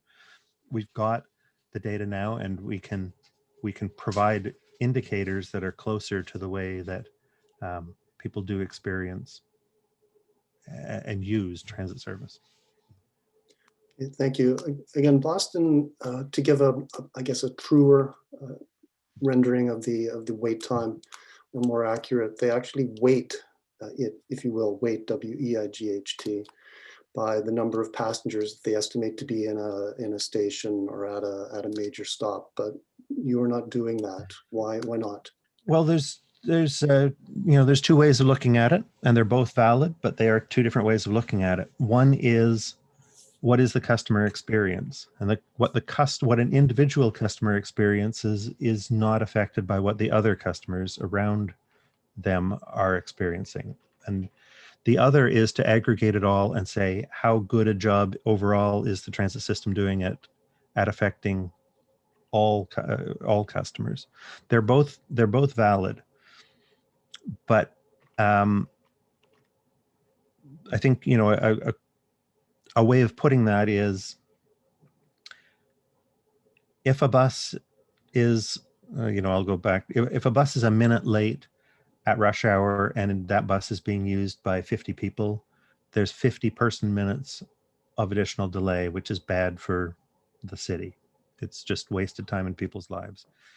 If a bus is minute late at another time of day when there's only 10 customers on the bus, then there's only 10 minutes of delay 10 person minutes of delay being caused to the city as an organism. But the customer experienced a minute wait, whether they were one of only 10 people on the bus or whether they're one of 50 people on the bus. both are possible ways we could report this to you. One of them takes more staff time, more computer power to multiply all of our on-time analysis by the number of people who would normally be on that trip. And then there's an extra distortion that we would have to, which is, do you measure it by the number of people that are normally on the trip, or do you measure it by the number of people who are actually on that trip? Because when a bus is running late, it will usually carry more people because it's picking up more. So there's more, it becomes a more difficult calculation if you try to do the actual measure. If we think of frequent service as more of a flow than an individual appointment, what is the best way for us to report that to you? When we get to the less frequent services, it's something you set in your mind. You almost put it on your calendar. I'm going to be on that 224 trip because that's the trip I want to be on to get downtown by 3 o'clock. Okay. 1 minute left. Pardon me? 1 minute left. Okay. What is a major stop? Like in a residential area in suburban Canada, for example, what would be a major stop for measuring on-time performance? It would be some of the stops that are used by more customers than others. It would be, think of something coming out of the south end of Canada, it might be the stop near a higher density area where there's 6 customers getting on the bus or 10 customers getting on the bus. It might be the park and ride lot at Eagleson as it goes through there, where maybe another 15 or 20 people get on a bus. It's to make the calculation more reflective of where customers are actually using it. One of the things that isn't useful, which we have done in the past, is, and try to get away from this time, is don't measure on-time performance at a stop where nobody's getting on or off the bus, because if there's nobody there, nobody's experiencing it. So it's a way of trying to go towards measuring it primarily at the points that customers are experiencing it. Okay. With your reporting schedule, we'll be looking at January 2020 performance data in April 2021. Why not have just 2 times a year, but 6 months per reporting schedule? Well, the only reason that January 2020 comes up for the first time in April 21 is because it'll be our first report. January, we'd like to present you in all cases with the full calendar year and not just the most recent. So you can see every season, the last spring that we've had, the last summer that we've had, the last fall, the last winter. So when we report to you in April, we'll be reporting to you on 12 months, but when we report 6 months later, we'll also be reporting on 12 months. So each 6-month period will in effect get reported twice, but right. in different context. But we'll be looking at 15 months previous, for example. Isn't it better to be looking at 6 months, 6 months? Not to be callous about it, but you don't need to look at all the data we present. You can look at just the most recent 6 months if that's what is of most interest to you. We want to present, we recommend that you receive the other 6 months before that as context, so that you can see something about how things are going over a full year for any seasonality effects. But we'll get the data to you as quickly as we can. The data will come to you. We intend each April, because we'll close the books in December. We'll take the month of January to run the numbers. We'll take the month of February to write the words. We'll put it on the agenda for the next meeting that comes up after that, which is April. Okay. There are no targets for any of the measures. How will you know when something has to be done or doesn't have to be done? There are a lot of targets. There are service standards, and it's been many years since the service standards came to the Transit Commission for consideration, but we do always follow the service standards, and those are what everything we do is measured against. What is the walking distance to the nearest stop? How frequently should buses come? How crowded is crowded? So we're we're always measuring those against service standards. We're not proposing here that there are limits or targets. What we are going to show in the report is, you know, higher is better for many of these measures, lower is better for any of these measures. And if we can show what the experience, when, you know, here's one of the advantages of comparing to other cities. You know, why are they doing better in Calgary on this than in Ottawa? Or, hey, we're doing much better in Ottawa here than they are in Calgary. Let's keep doing the things that we're doing well on. Let's see if we can improve on the things that other cities are doing better on, subject to the allocation of budget. But, you know, the ideal for excess waiting time would be 0. But we don't want to stop. And the ideal for service availability is 100%. If there had been in the past arbitrary, we will always get to 98%, you know, or we will always get to 95% of this, or we want to get to, you know, only 5% of that. Well, why would, you know, why would we stop when we're not all the way to perfect? Let's keep going until we get to, you'll never get to perfect, but why stop trying? Okay, thank you. And one 5-second comment, if I may, just a suggestion, since safety is an important part of our mandate and OC Transport wants to deliver a safe service, I suggest that some safety measure, whether it's the number of incidents that special constables attend to or asked to respond to, be included in the monthly scorecard. Would certainly keep it front of mind for us and also let our customers know that it is important. Thank you, Mr. Vice Chair. Thank you, Commissioner Olson, and thank you, Mr. Scrimger. On continue avec les commissaires avant de passer aux conseillers. Donc, le commissaire Gower, je pense. Merci. Merci. Listening to some of the previous comments, in particular from Commissioner Wright-Gilbert, I do think it's worth looking at what other metrics are available in the area of safety. As someone who was on the steering committee, though, I would caution anyone from being too prescriptive at this point as to what those metrics might be. And I was hoping that staff would take as direction, I wrote it down here, that staff consult with transit commissioners and to review and recommend additional performance metrics related to safety that could be included in the twice yearly reports to Transit Commission, and that staff could report back to us at the next Transit Commission meeting with those recommendations. Would staff be amenable to that direction? Yes, we would. Okay, I'll forward it to the committee coordinator so he can share it with the committee as well. Thank you, Mr. Vice Chair. Thank you, Commissioner Gower. Commissioner Caricato, please. Hi, I think like many of you have said, this is it's great that we're going to start collecting more data and measuring our performance.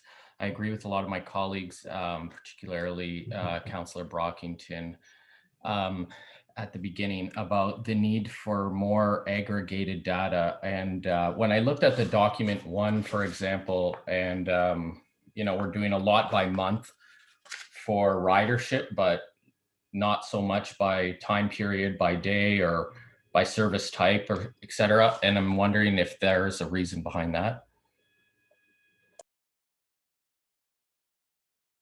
I'm just going to flip over and look at that document with you now. The measures that we're proposing to report on by time period, by day type, by service type are the ones that are about service reliability. So are the buses coming evenly spaced? Are the trains running on time? The ones that we're proposing to report on by customer contact type, all the customer contact, you know, how many telephone calls, how many contacts by social media, how many contacts by through the web form, that kind of thing. The ones that we're proposing to report on by month are the numbers that are you know, system numbers, like how many people did the transit system carry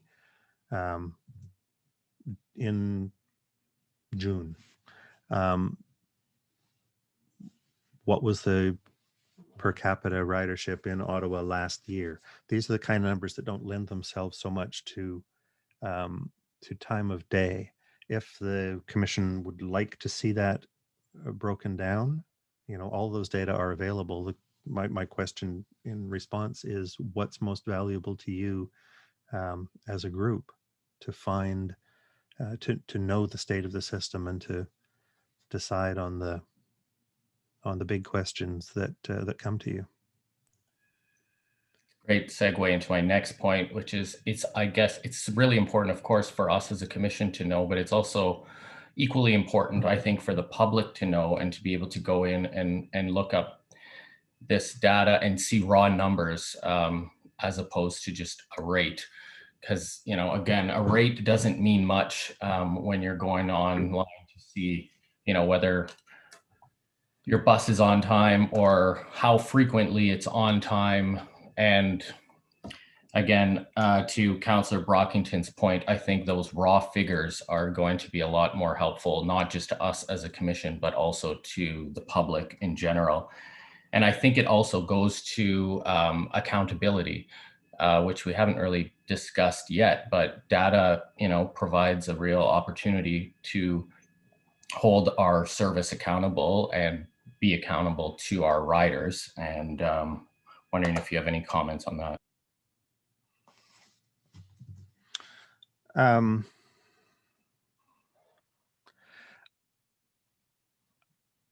I don't, the individual data of whether the individual information of whether a trip is, so when a trip is coming is obviously very valuable to a customer as they're making the trip.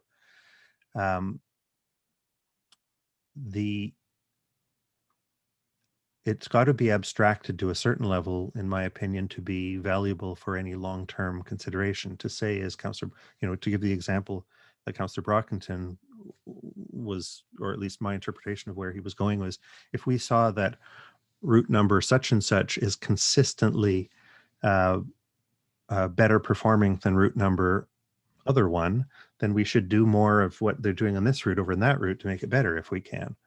But that relies on a certain level of aggregation already, that you've aggregated all the observations on route number 90 or route number 153 or route 245, and you've aggregated them over a day, over a month, over half a year to see that there's a consistent trend there, and that what appeared to be poor reliability was really because there was some sewer work being done on that street on that day.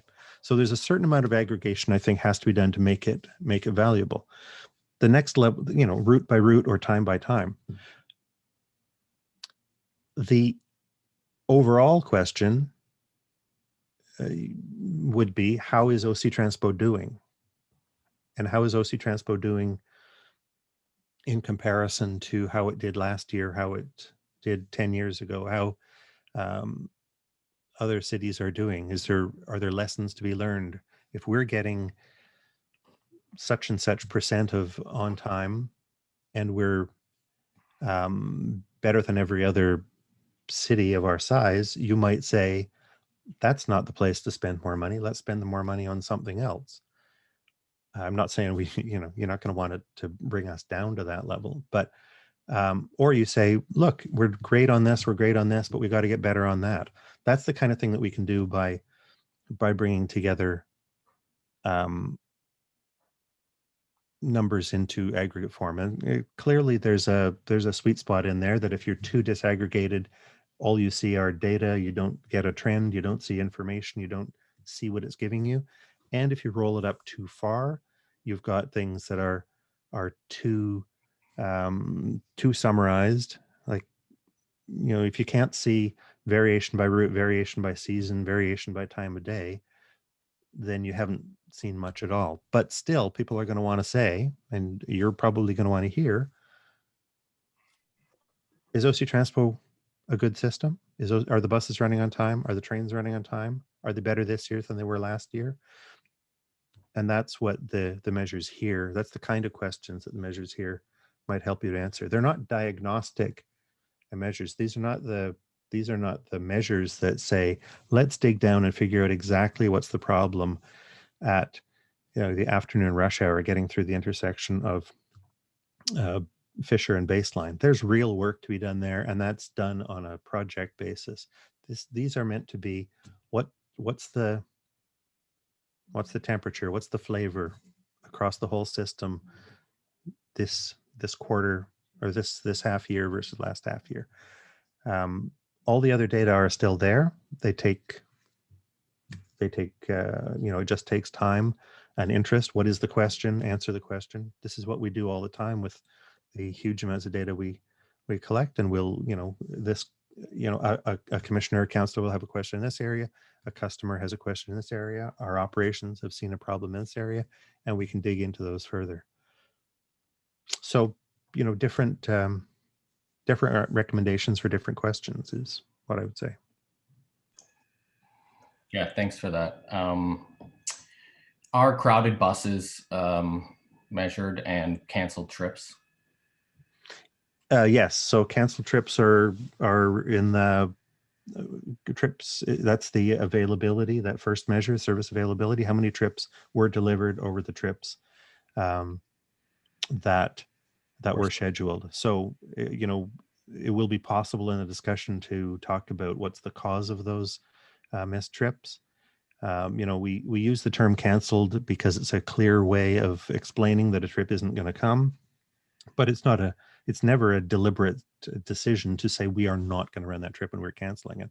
It's a trip that can't make it because it was delayed on a previous trip. It's a trip that can't make it because there was a mechanical failure with the bus. There's the street is blocked.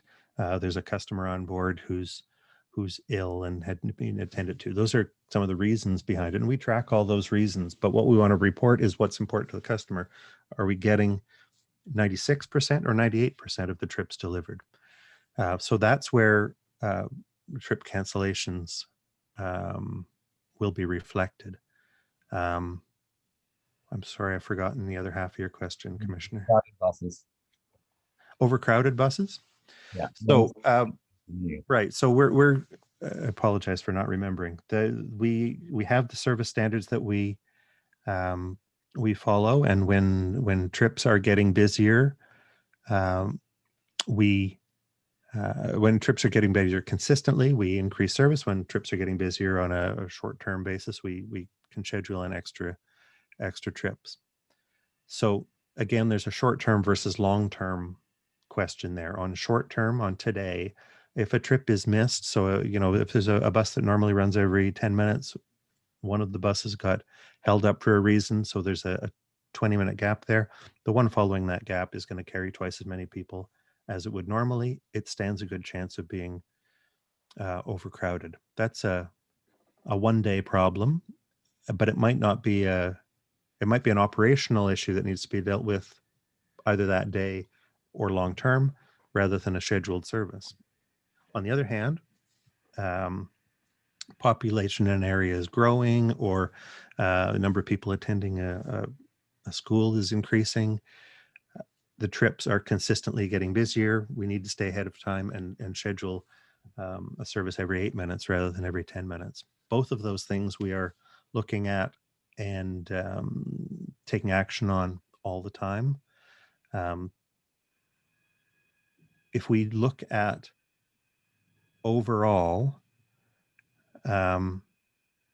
consistently, the service standards that you have set are usually good enough that gives us enough notice that we can arrange for more service, more scheduled service to be on a line a few months before it would otherwise get consistently overcrowded. So that's work that we always do, and we can say that no route is consistent. Well, we can easily say it right now, but if pre-pandemic, most routes were operating in that 85 to 95% of service capacity standard. As they got closer to 95%, that's where we'd look at getting some extra service on those routes so that it would never go over 100. The last one I could remember going over 100 was a route that was an afternoon route from downtown. It's a pre-Line 1 opening, a route that went to Bell's Corners and the south end of Canada, and we had to scramble and put an extra trip in and double up on a trip, and we did, and put bigger buses on, and we did that, and it got us through until we wrote a new schedule. The overcrowded trips that are happening today and how many incidents is another thing that we can't really do very well until we get, we can't do consistently in the same way until we get the automatic passenger counters on all the buses, because it's really hard to get a definition of, to have a consistent definition of what is overcrowded. But one thing we can always count on, that we can always count, is, did we have to leave a customer behind? If we have to, that would be a major service failure, because that's more than just I was uncomfortable on the bus. That is, I couldn't make my trip. I had to take the next one. And that's something that right now we're not able to measure mechanically. It requires human intervention. And as soon as there's two people making a judgment on the same situation, they'll describe it in two different ways. Sorry for the long answer. No, I appreciate it. I just want to reiterate, I guess, what we heard from the public delegation about building confidence and explaining the sort of disaccord or the accord between the rider experience and what's actually happening. And I guess that's where I'm trying to go with some of my questions here and my thought behind it. Yeah, I mean, I'm going to support the report. I'll support it for sure, but I would like to continue to drill down, I guess, and work with you guys to develop performance measures that not only we can use to make policy decisions, but again, that reflect that rider experience. And I'd support Councillor Gower's direction, because I think, this is a good first crack, but we can continue now that we've had this really thoughtful conversation to look at other ways and spur other, I guess, ideas to enhance these performance measures. So thank you. Thank you, Commissioner Caricato. Appreciate your thoughts on this. Next up is Councillor Gower. You've been up once already, so if you don't mind, we're going to go to Councillor Fleury now, non-member. Thank you, Mr. Chair. I'm also interested in this, and thank you to the working group on the matter. Just for clarity's sake, does this report rise to council, or does it get approval today and starts being implemented, just from a process point of view? Does not rise to council. Does not. So if members of council, other than, obviously I'm not a member of the commission, but I'm participating today, but what's the best way for us to engage if we had a particular suggestion or interest, Mr. Manconi? My advice, Chair, is like Councillor Gower and Commissioner Gilbert, either give us direction or give a motion. And I just want to reiterate back to Councillor Brockton's point. I mean, this isn't, we will evolve over time. So what I'm hearing today is that, we did the working group. It sounds like others want their perspective added to it as part of the next iteration. And we're happy, to do a check-in a year's time, and as part of that, we can go around and connect with every member of council and transit commission and solicit their thoughts. If that's something, I'm in your hands. This has to resonate with the board, with the commission. If it's not what you're looking for, and Pat has nailed it very well. This is a performance reporting. Councillor Olson brings up survey groups. We used to do that. We can do that as a separate initiative, but I would encourage you not to mix customer satisfaction with performance reporting. This is our first attempt working with Commissioner Suds and Commissioner Gower and the chair to give you a performance reporting framework. But if it doesn't connect with you and it's not what you need, we're in your hands. And you may want to give us a general direction to review it in a year's time and to adjust and adapt as we can. But one thing I will, emphasize, I've done a lot of performance reporting in my career. A lot of it gets overly complicated, too many indicators, and there's no focus. We tried to bring you a first cut at focus. I'm hearing great feedback today. Again, we'll take whatever direction you want to give us today. Okay. Thank you for clarifying, Mr. Manconi. So there's 4 principles that I think are the right ones: safety, ridership, customer service, customer reliability. I obviously, as I'm not a commissioner member, I wasn't privy of the group's work, but I think the baseline is there. I just have additional suggestions. So Mr. Olson spoke about the customer service angle, which is driven by complaints and reporting of that. But I wonder if a more clear picture of our customer service is again a survey of because if we get a complaint in and then there's a survey on the complaint that came in with those folks, that's also additional information on, is it resolved? Did we provide adequate follow-up? So there's the survey of why does someone not use transit, or why does someone use transit? What could we improve? Those are external surveys in many respects, but doing kind of a checkpoint of our quality control through internal survey, through surveys after the complaints were submitted, is also another metric. So putting it out there of your consideration, I know that would be more practical from my perspective on that data. There's also the service reliability. I'm seeing nothing on cancellation, and it trips me a bit, because I think delay is one factor, but if I'm waiting for a bus and it's canceled, and the reason why it's canceled makes my trip more complicated because there's not assurances that there is space in the other bus, is also a factor. So I don't know, Mr. Chair, but I think cancellation, loss of trip, delay impacts in terms of service reliability should also frame the criteria. I believe that was in there, Councillor Fleury. If you want, maybe Pat can answer your question right now, but I thought that was the first metric. Yes, it is. Service availability, how many trips were delivered. So how many trips are not delivered is the number canceled. That's what you're looking for, Councillor Fleury? Yeah, sorry, it wasn't specific on wording, so maybe that's where I captured. But to me, cancellation is anyhow, if it's there, great. On the a few more questions on the customer injury chart. I think it's been spoken about in a number of points.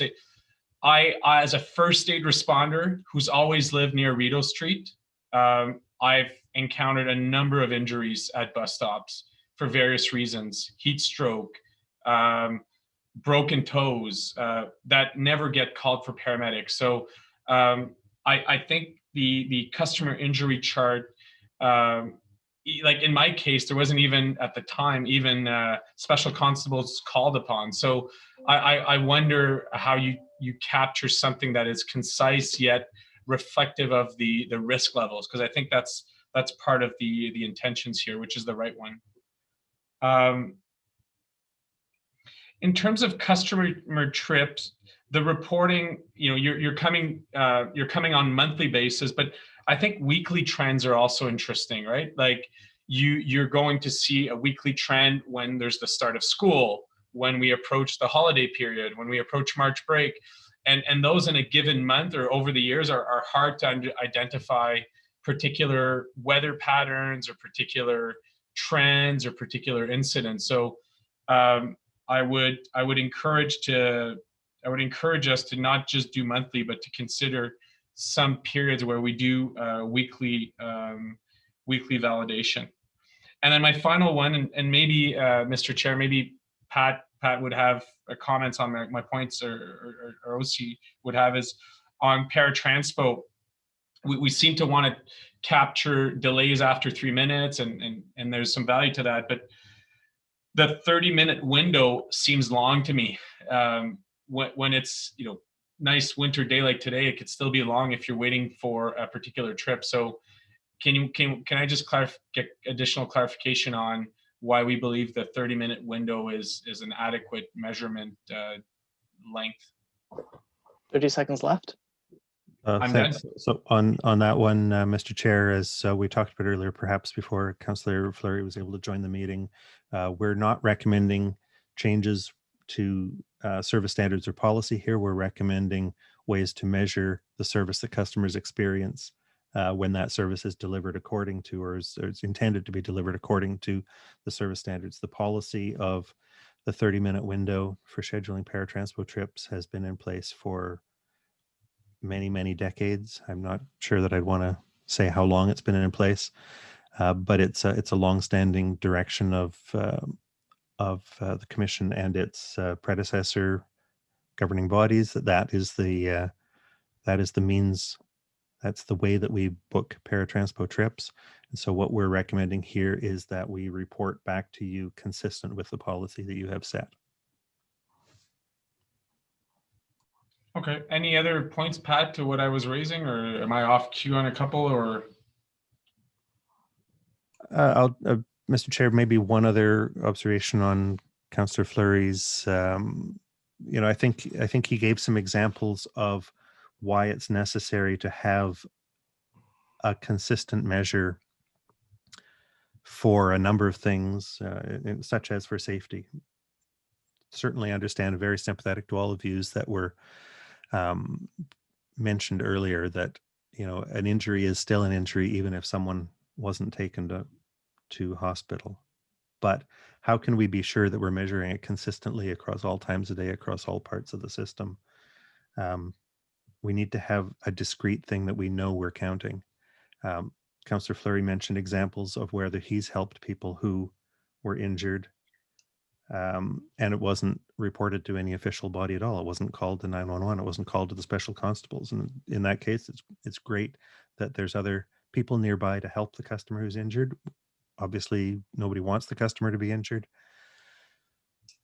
But if it wasn't reported anywhere, there'd be no record of it. So it's not open for us to report back to you. So there clearly needs to be a certain level of severity over which we know something has occurred. Calls to special constable as calls to the special constable unit are something that could be reportable along the lines of what Commissioner Wright Gilbert was mentioning for personal security. Those might be the kind of measures, but there needs to be something discrete and countable that we can say there were this number of these per whatever the basis of comparison is. So I think Councillor Fleury gives a good example of why we need countable things to give you performance measures that you can count on. okay, I believe I had 30 seconds, so I'll wrap up on the following point, Mr. Chair, which is agree maybe there is a self reporting tool that could be sort of an attached to that. And then maybe, the Commission may want to look at the 30-minute policy around delays for paratranspo. I recognize that Pat's coming back, and that's a current policy that you're measuring on. But this, in an era of Uber and where our lives are faster, I think 30 minutes reporting is long. So I'll leave it to that. And thank you for the time today. Thank you. Thank you very much, Councillor Gower. Yeah, thank you, Chair. Just something I want to observe is this has been a really good conversation. There's been a lot that's come up around data, everything from the level of detail in reports to expanding open data to customer surveys to defining what efficient and safe transit really means. We've even touched into policy.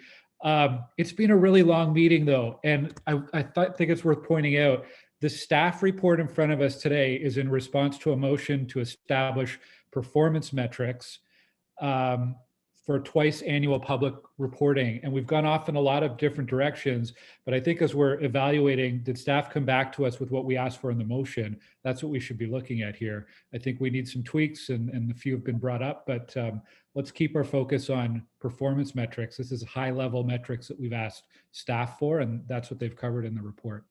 Thank you, Chair. Thank you, Councillor Gower, for pointing that out. You're right. This is just a starting point, and we're certainly not limiting information or anything. Once these reports come in, it'll continue to flow, and the reports will continue to evolve. Councillor Brockington, you're up next. Thanks, Chair. Just briefly, and thanks to Councillor Gower for that reminder. I think the most important thing we've heard from our customers, certainly this tenure, is the importance for the system to be reliable. Reliability of the system builds confidence, will bring in new customers. That's what we need going forward with our trains and buses. And so to complement the performance measurement metrics that are proposed to us today, I would like to give direction to staff on the following. It's solely about reliability. I've parked everything else, Chair. I'm not pursuing everything else. I just want to focus on this one metric to complement what's proposed to come to us. And it's just 2 headings, train, bus, and 3 metrics that would provide us aggregately the entire system. I'm not asking it for by bus, but basically the 2 headings: on time, late, and canceled. And that will give us aggregate data on the bus system as a whole and aggregated data on the train, the LRT system as a whole. And again, over time, we can compare that. So given that this isn't coming to council, I don't have time to write motions. The one item I want to pursue today is just to acquire that data going forward. So I'd like to provide that direction. Okay, thank you. Pat, is that something we can do, or do you want to park that to the meeting that you'll have with Councillor Brockington afterwards? We can do that. Okay, great. Thank you. Okay, thank you for that direction, Councillor Brockington. Now, Chair, sorry, just once we vote on this and before we move on, can I just, and maybe Chair, you can maybe let me make this comment now. I have a comment, just a comment about data that's not related to performance metrics. Can I make just a quick comment now, or do you want me to table that for later? Would you mind tabling? As Councillor Gower said, it's a late meeting. He needs to get going to another meeting, as do some other commissioners. So if it's not something attached to this report, if you don't mind, and we're certainly going to make sure you have that meeting with staff. Okay, thank you. Commissioner Olson, you had a comment? Yeah, I would just like, if possible, for Mr. Manconi, Mr. Scrimger to follow up with me with some of my concerns today, and also to seek a clarification, just a quick clarification. Councillor Gower talked about a motion that he is going to move, and I would certainly support that motion. And I thought I heard Mr. Manconi say that things would come back in a year, and I don't want a year to be lost before we potentially refine the reporting system. So I'd just like clarification on that. Chair, I'm in the committee's hands if you want to review. I mean, we do have to give the data some time to work through the system. A year seemed reasonable in my mind, but I would just like to see a more robust measure on safety as we go forward, rather than lose any time to one that is, it's fine in itself, but it is not sufficient. Yeah, my apologies. I heard 2 things. Councillor Gower gave us direction on safety, and I believe the chair or the committee coordinator is working on a draft motion, unless I'm wrong on that one. So over to Caitlin. Actually, Mr. Manconi, after you're done with Commissioner Olson, I'm going to ask if it's the will of the committee that we roll everything into that direction that Councillor Gower said, or do we need to go to other motions to add the safety factors in? Okay, so if you could wrap up with Commissioner Olson, then we'll get that clarification from Commission. That's it on my end. Okay, that's fine. Okay. Thank you. Thank you. Okay, then, so that's the question for Commission. If you could just wave hands or what, or hit your button if you want to say something to this. The direction that Councillor Gower gave, is that sufficient for everybody to get the additional information as part of this reporting? And also, of course, the direction Councillor Brockington gave, or is there other motions that people want to bring forward before we do the votes? So could you clarify the direction from Councillor Gower, just so to remind us? It has been a bit of a long meeting, so my brain's slightly gone to mush. Okay, Councillor Gower, do you mind reading it again? Yeah, if you'll give me just a moment, I'll pull it out of my Transit Commission file here.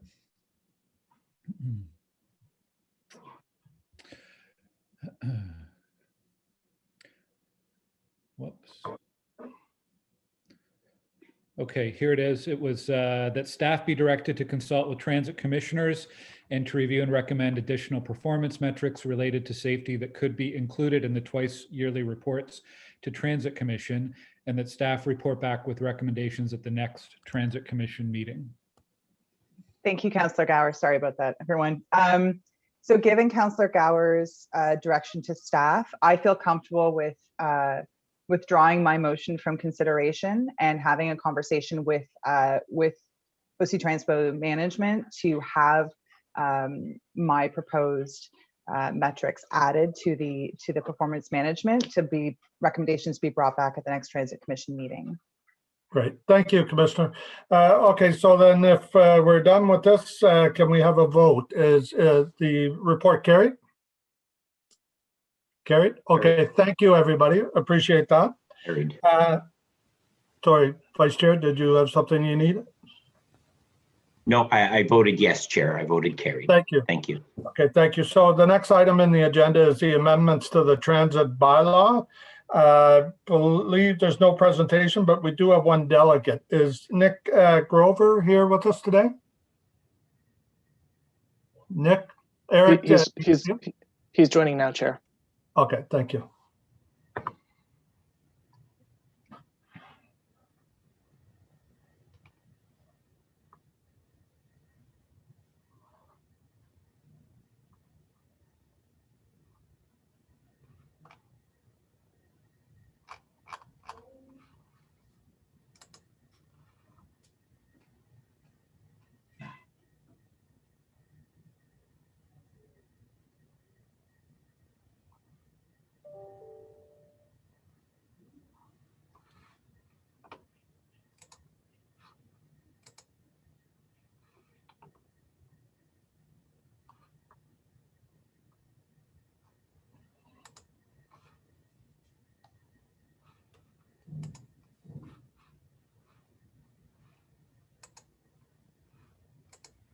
Chair, he was in a moment ago, but he doesn't seem to be among the panelists at this time.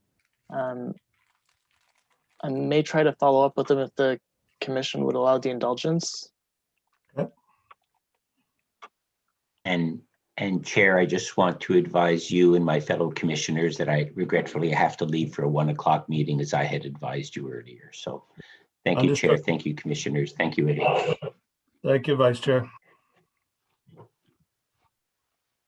Maybe we can go ahead to questions from for staff. Councillor McKenney. Thank you, Chair. I just have one quick question. It was on page 4.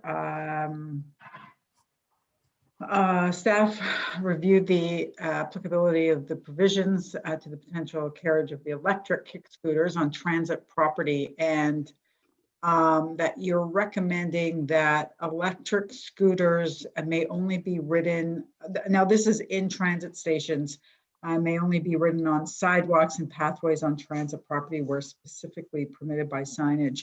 That did jump out at me. I actually didn't support the e-scooter pilot going forward, mostly because of my serious concern about scooters being ridden on sidewalks and the danger that posed, especially to our residents who have visual impairment, who we heard from, and also seniors and others who are less mobile.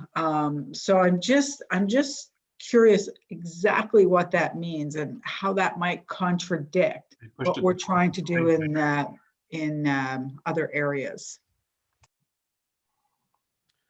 Mr. Chair, we're trying to be as consistent as we can be with what the Transportation Committee has decided for pathways all across the city. The idea here is that electric scooters would by default not be permitted to be ridden on a pathway at a station unless there's a specific provision made. And the reason we wanted to allow that possibility is some of the stations have long pathways on transit property or on city property to approach the station. So where there's a, where there's a pathway which is several hundred meters long and which is wide enough where it might be useful for us to allow people to ride that scooter in safety up to the point where they would be either stepping off it to walk with it or where they'd be parking it for someone else to take, just to allow the possibility that we could permit it somewhere. And, I'm thinking of stations like, I wonder if you could like give me an Lincoln example of Station. a station with a sidewalk. Pathways, I understand, because they're allowed on pathways like NCC path, or no, MUPs, not NCC, but multi-use pathways. So I just wonder if you could give me an example of a sidewalk that you might want to allow an electric scooter on, because that's where I have some clear difficulty with it. It's not the pathways. I have to defer to legal services to comment on what the legal definition of a sidewalk is, but I would consider most of the approaches to transit stations either pathways, walkways, in that general term. I think if a sidewalk is something that is always on the side of a municipal road, then it's by definition always on the public right of way and not on transit property.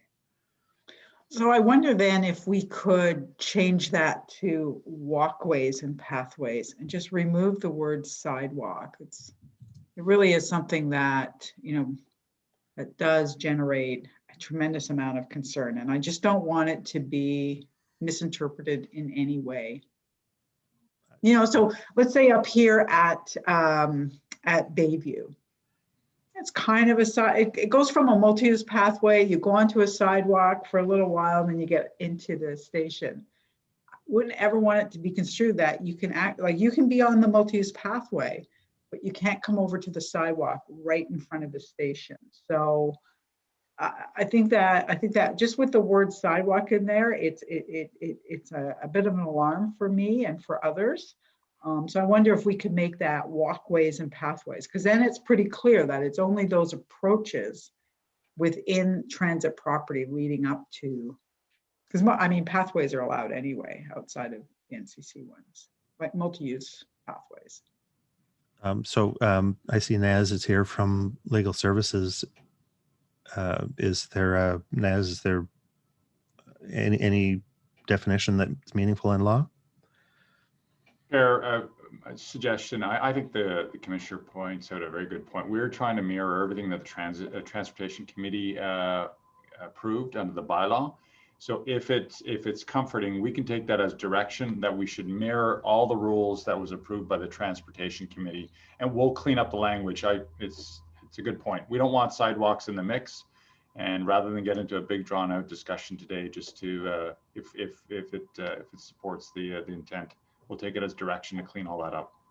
Okay, no, I appreciate that. It's small, but I think it is significant. So thank you, appreciate it. Thank you for raising that, Councillor.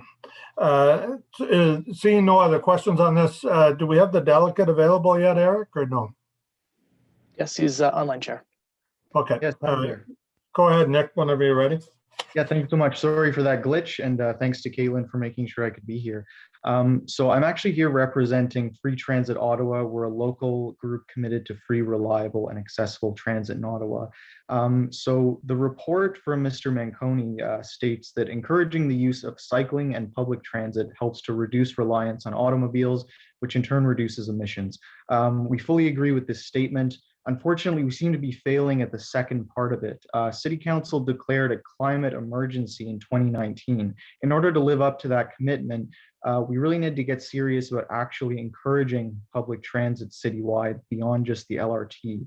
OC Transpo has been providing a very unreliable service since well before the pandemic. Now we face the additional crisis of low ridership. In response to both, we're asking the Commission to implement more dedicated bus-only lanes throughout the city. We heard earlier on this call about the role of traffic congestion and how it plays in messing up bus schedule reliability. But when buses have their own separate lane, they avoid being caught in a sea of traffic. and it creates a faster, more reliable service route and a more attractive service all around. Shorter trips also mean less time on the bus and less exposure to other passengers during the pandemic for the workers who still rely on this service. Bus lanes are an immediate public safety measure as well as a long-term investment in better transit service. As we know, since we have some in the city already, bus lanes are very cheap to make.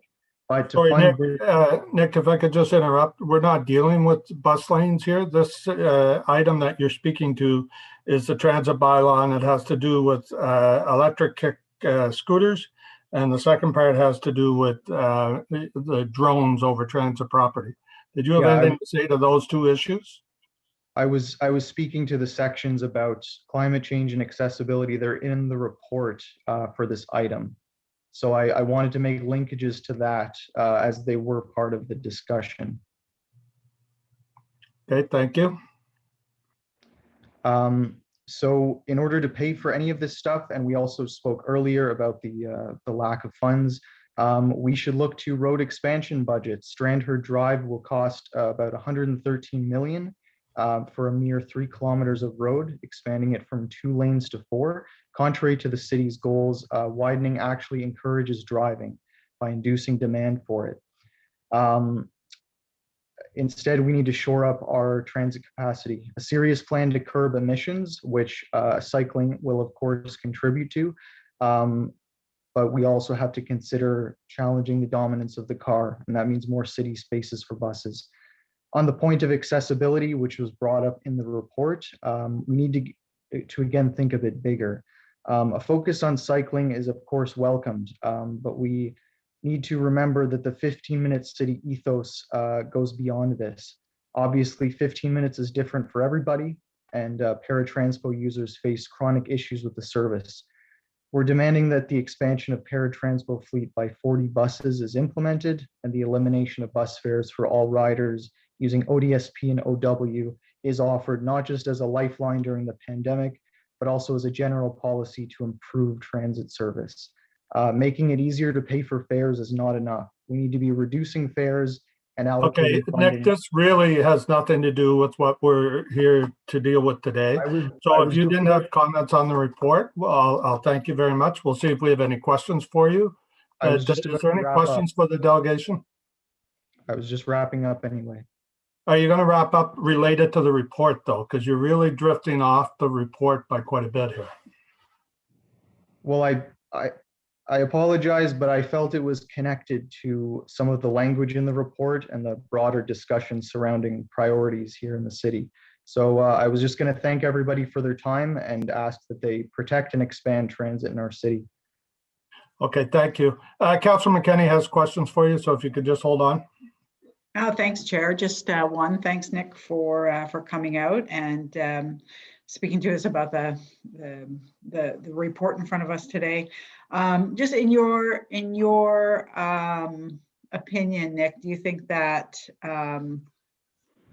the accessibility to other modes of transportation, bike share, e-scooter share, in and around transit will help to improve ridership? Do you think that will lead to a better ridership level?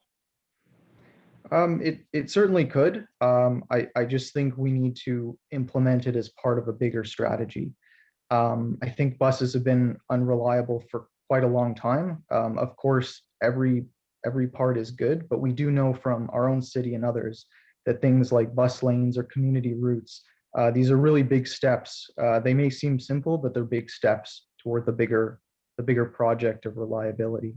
So we of course support making it easier to bring bikes and scooters, but we do want to dream bigger. I agree. Thank you. Thank you. Thanks for coming out. Thanks, Chair. Thank you, Councilor McKenney. And seeing no other questions, Nick, thank you for coming out today and raising your concerns. So the commission, the recommendations are that the Transit Commission recommend that council, one, confirm and extend the delegation of authority to the General Manager of Transportation Services to allow and regulate the carriage of bicycles, electric kickstarters, and power-assisted bicycles, onboard old train cars, and the transit property, and amend the transit bylaw as required and as further described in this report. And two, amend the transit bylaw to prohibit the use of unmanned air vehicles on or over transit property where a permit has not been issued by the General Manager of Transportation Services as further described in the report. The recommendations as amended, carried? Carried. Carried, yep. Okay, thank you, everybody. So that item will be considered by council on February 24th of this year. We carried the next item, so now we are on to the in-camera items. I believe there's nothing in camera. Any notice of motions? Okay, seeing none. Inquiries, does anybody have any inquiries? Okay, thank you. Other business. Briefly, I'd like to mention that Pat Scrimger sent an email on February 5th updating members of council and the commission on the progress of the commission's working groups. Is there any other business, keeping in mind that adding an item to the agenda would require 2/3 vote on by the commission? Mr. Chair, it's Commissioner Tierney here. I just wanted to, with your permission, just I was coming to you next, if that's okay, Councillor Tierney. You're the next item. We just need to clear that memo that went around towards regarding the working groups. If anybody had any motions to that. Okay, seeing none, sorry, Councillor Tierney, please go ahead on that matter. Great, Alan. It's been a long day. I'll keep it very brief. I just wanted to acknowledge the passing of Heather Stacher in January, a very strong transit advocate. At her wake, there was many great stories of the work that she's done, and I just wanted to make sure it was included within today's commission meeting. Thank you, Mr. Chair. Thank you, Councillor Tierney, and appreciate you bringing that to our attention too, very much. Okay, can I have a motion for adjournment, please? Motion We to don't have a adjourn. vice chair, so I need anybody can move that motion that wishes. Motion to adjourn. Yep. Thank you, Commissioner Olson. Okay, carried on the motion. Thank you. Our next meeting will be Wednesday, March 17th. And just for everybody's information, that is part of the March break. But with the March break being moved now to become an April break, we decided to leave that meeting there. Hopefully it's okay with everybody. If there are concerns around that, please get a hold of me and we can try to do a reschedule. But right now the choice was to just hold that date because we do have important business coming forward in March. We're green. Okay. We're green, everybody. We're green. Thank you, Councillor Brockington. That's true. Okay, folks, see y'all later. Thank you for participating, and thank you, Mr. Manconi, to you and your team for all the work done in advance of this today.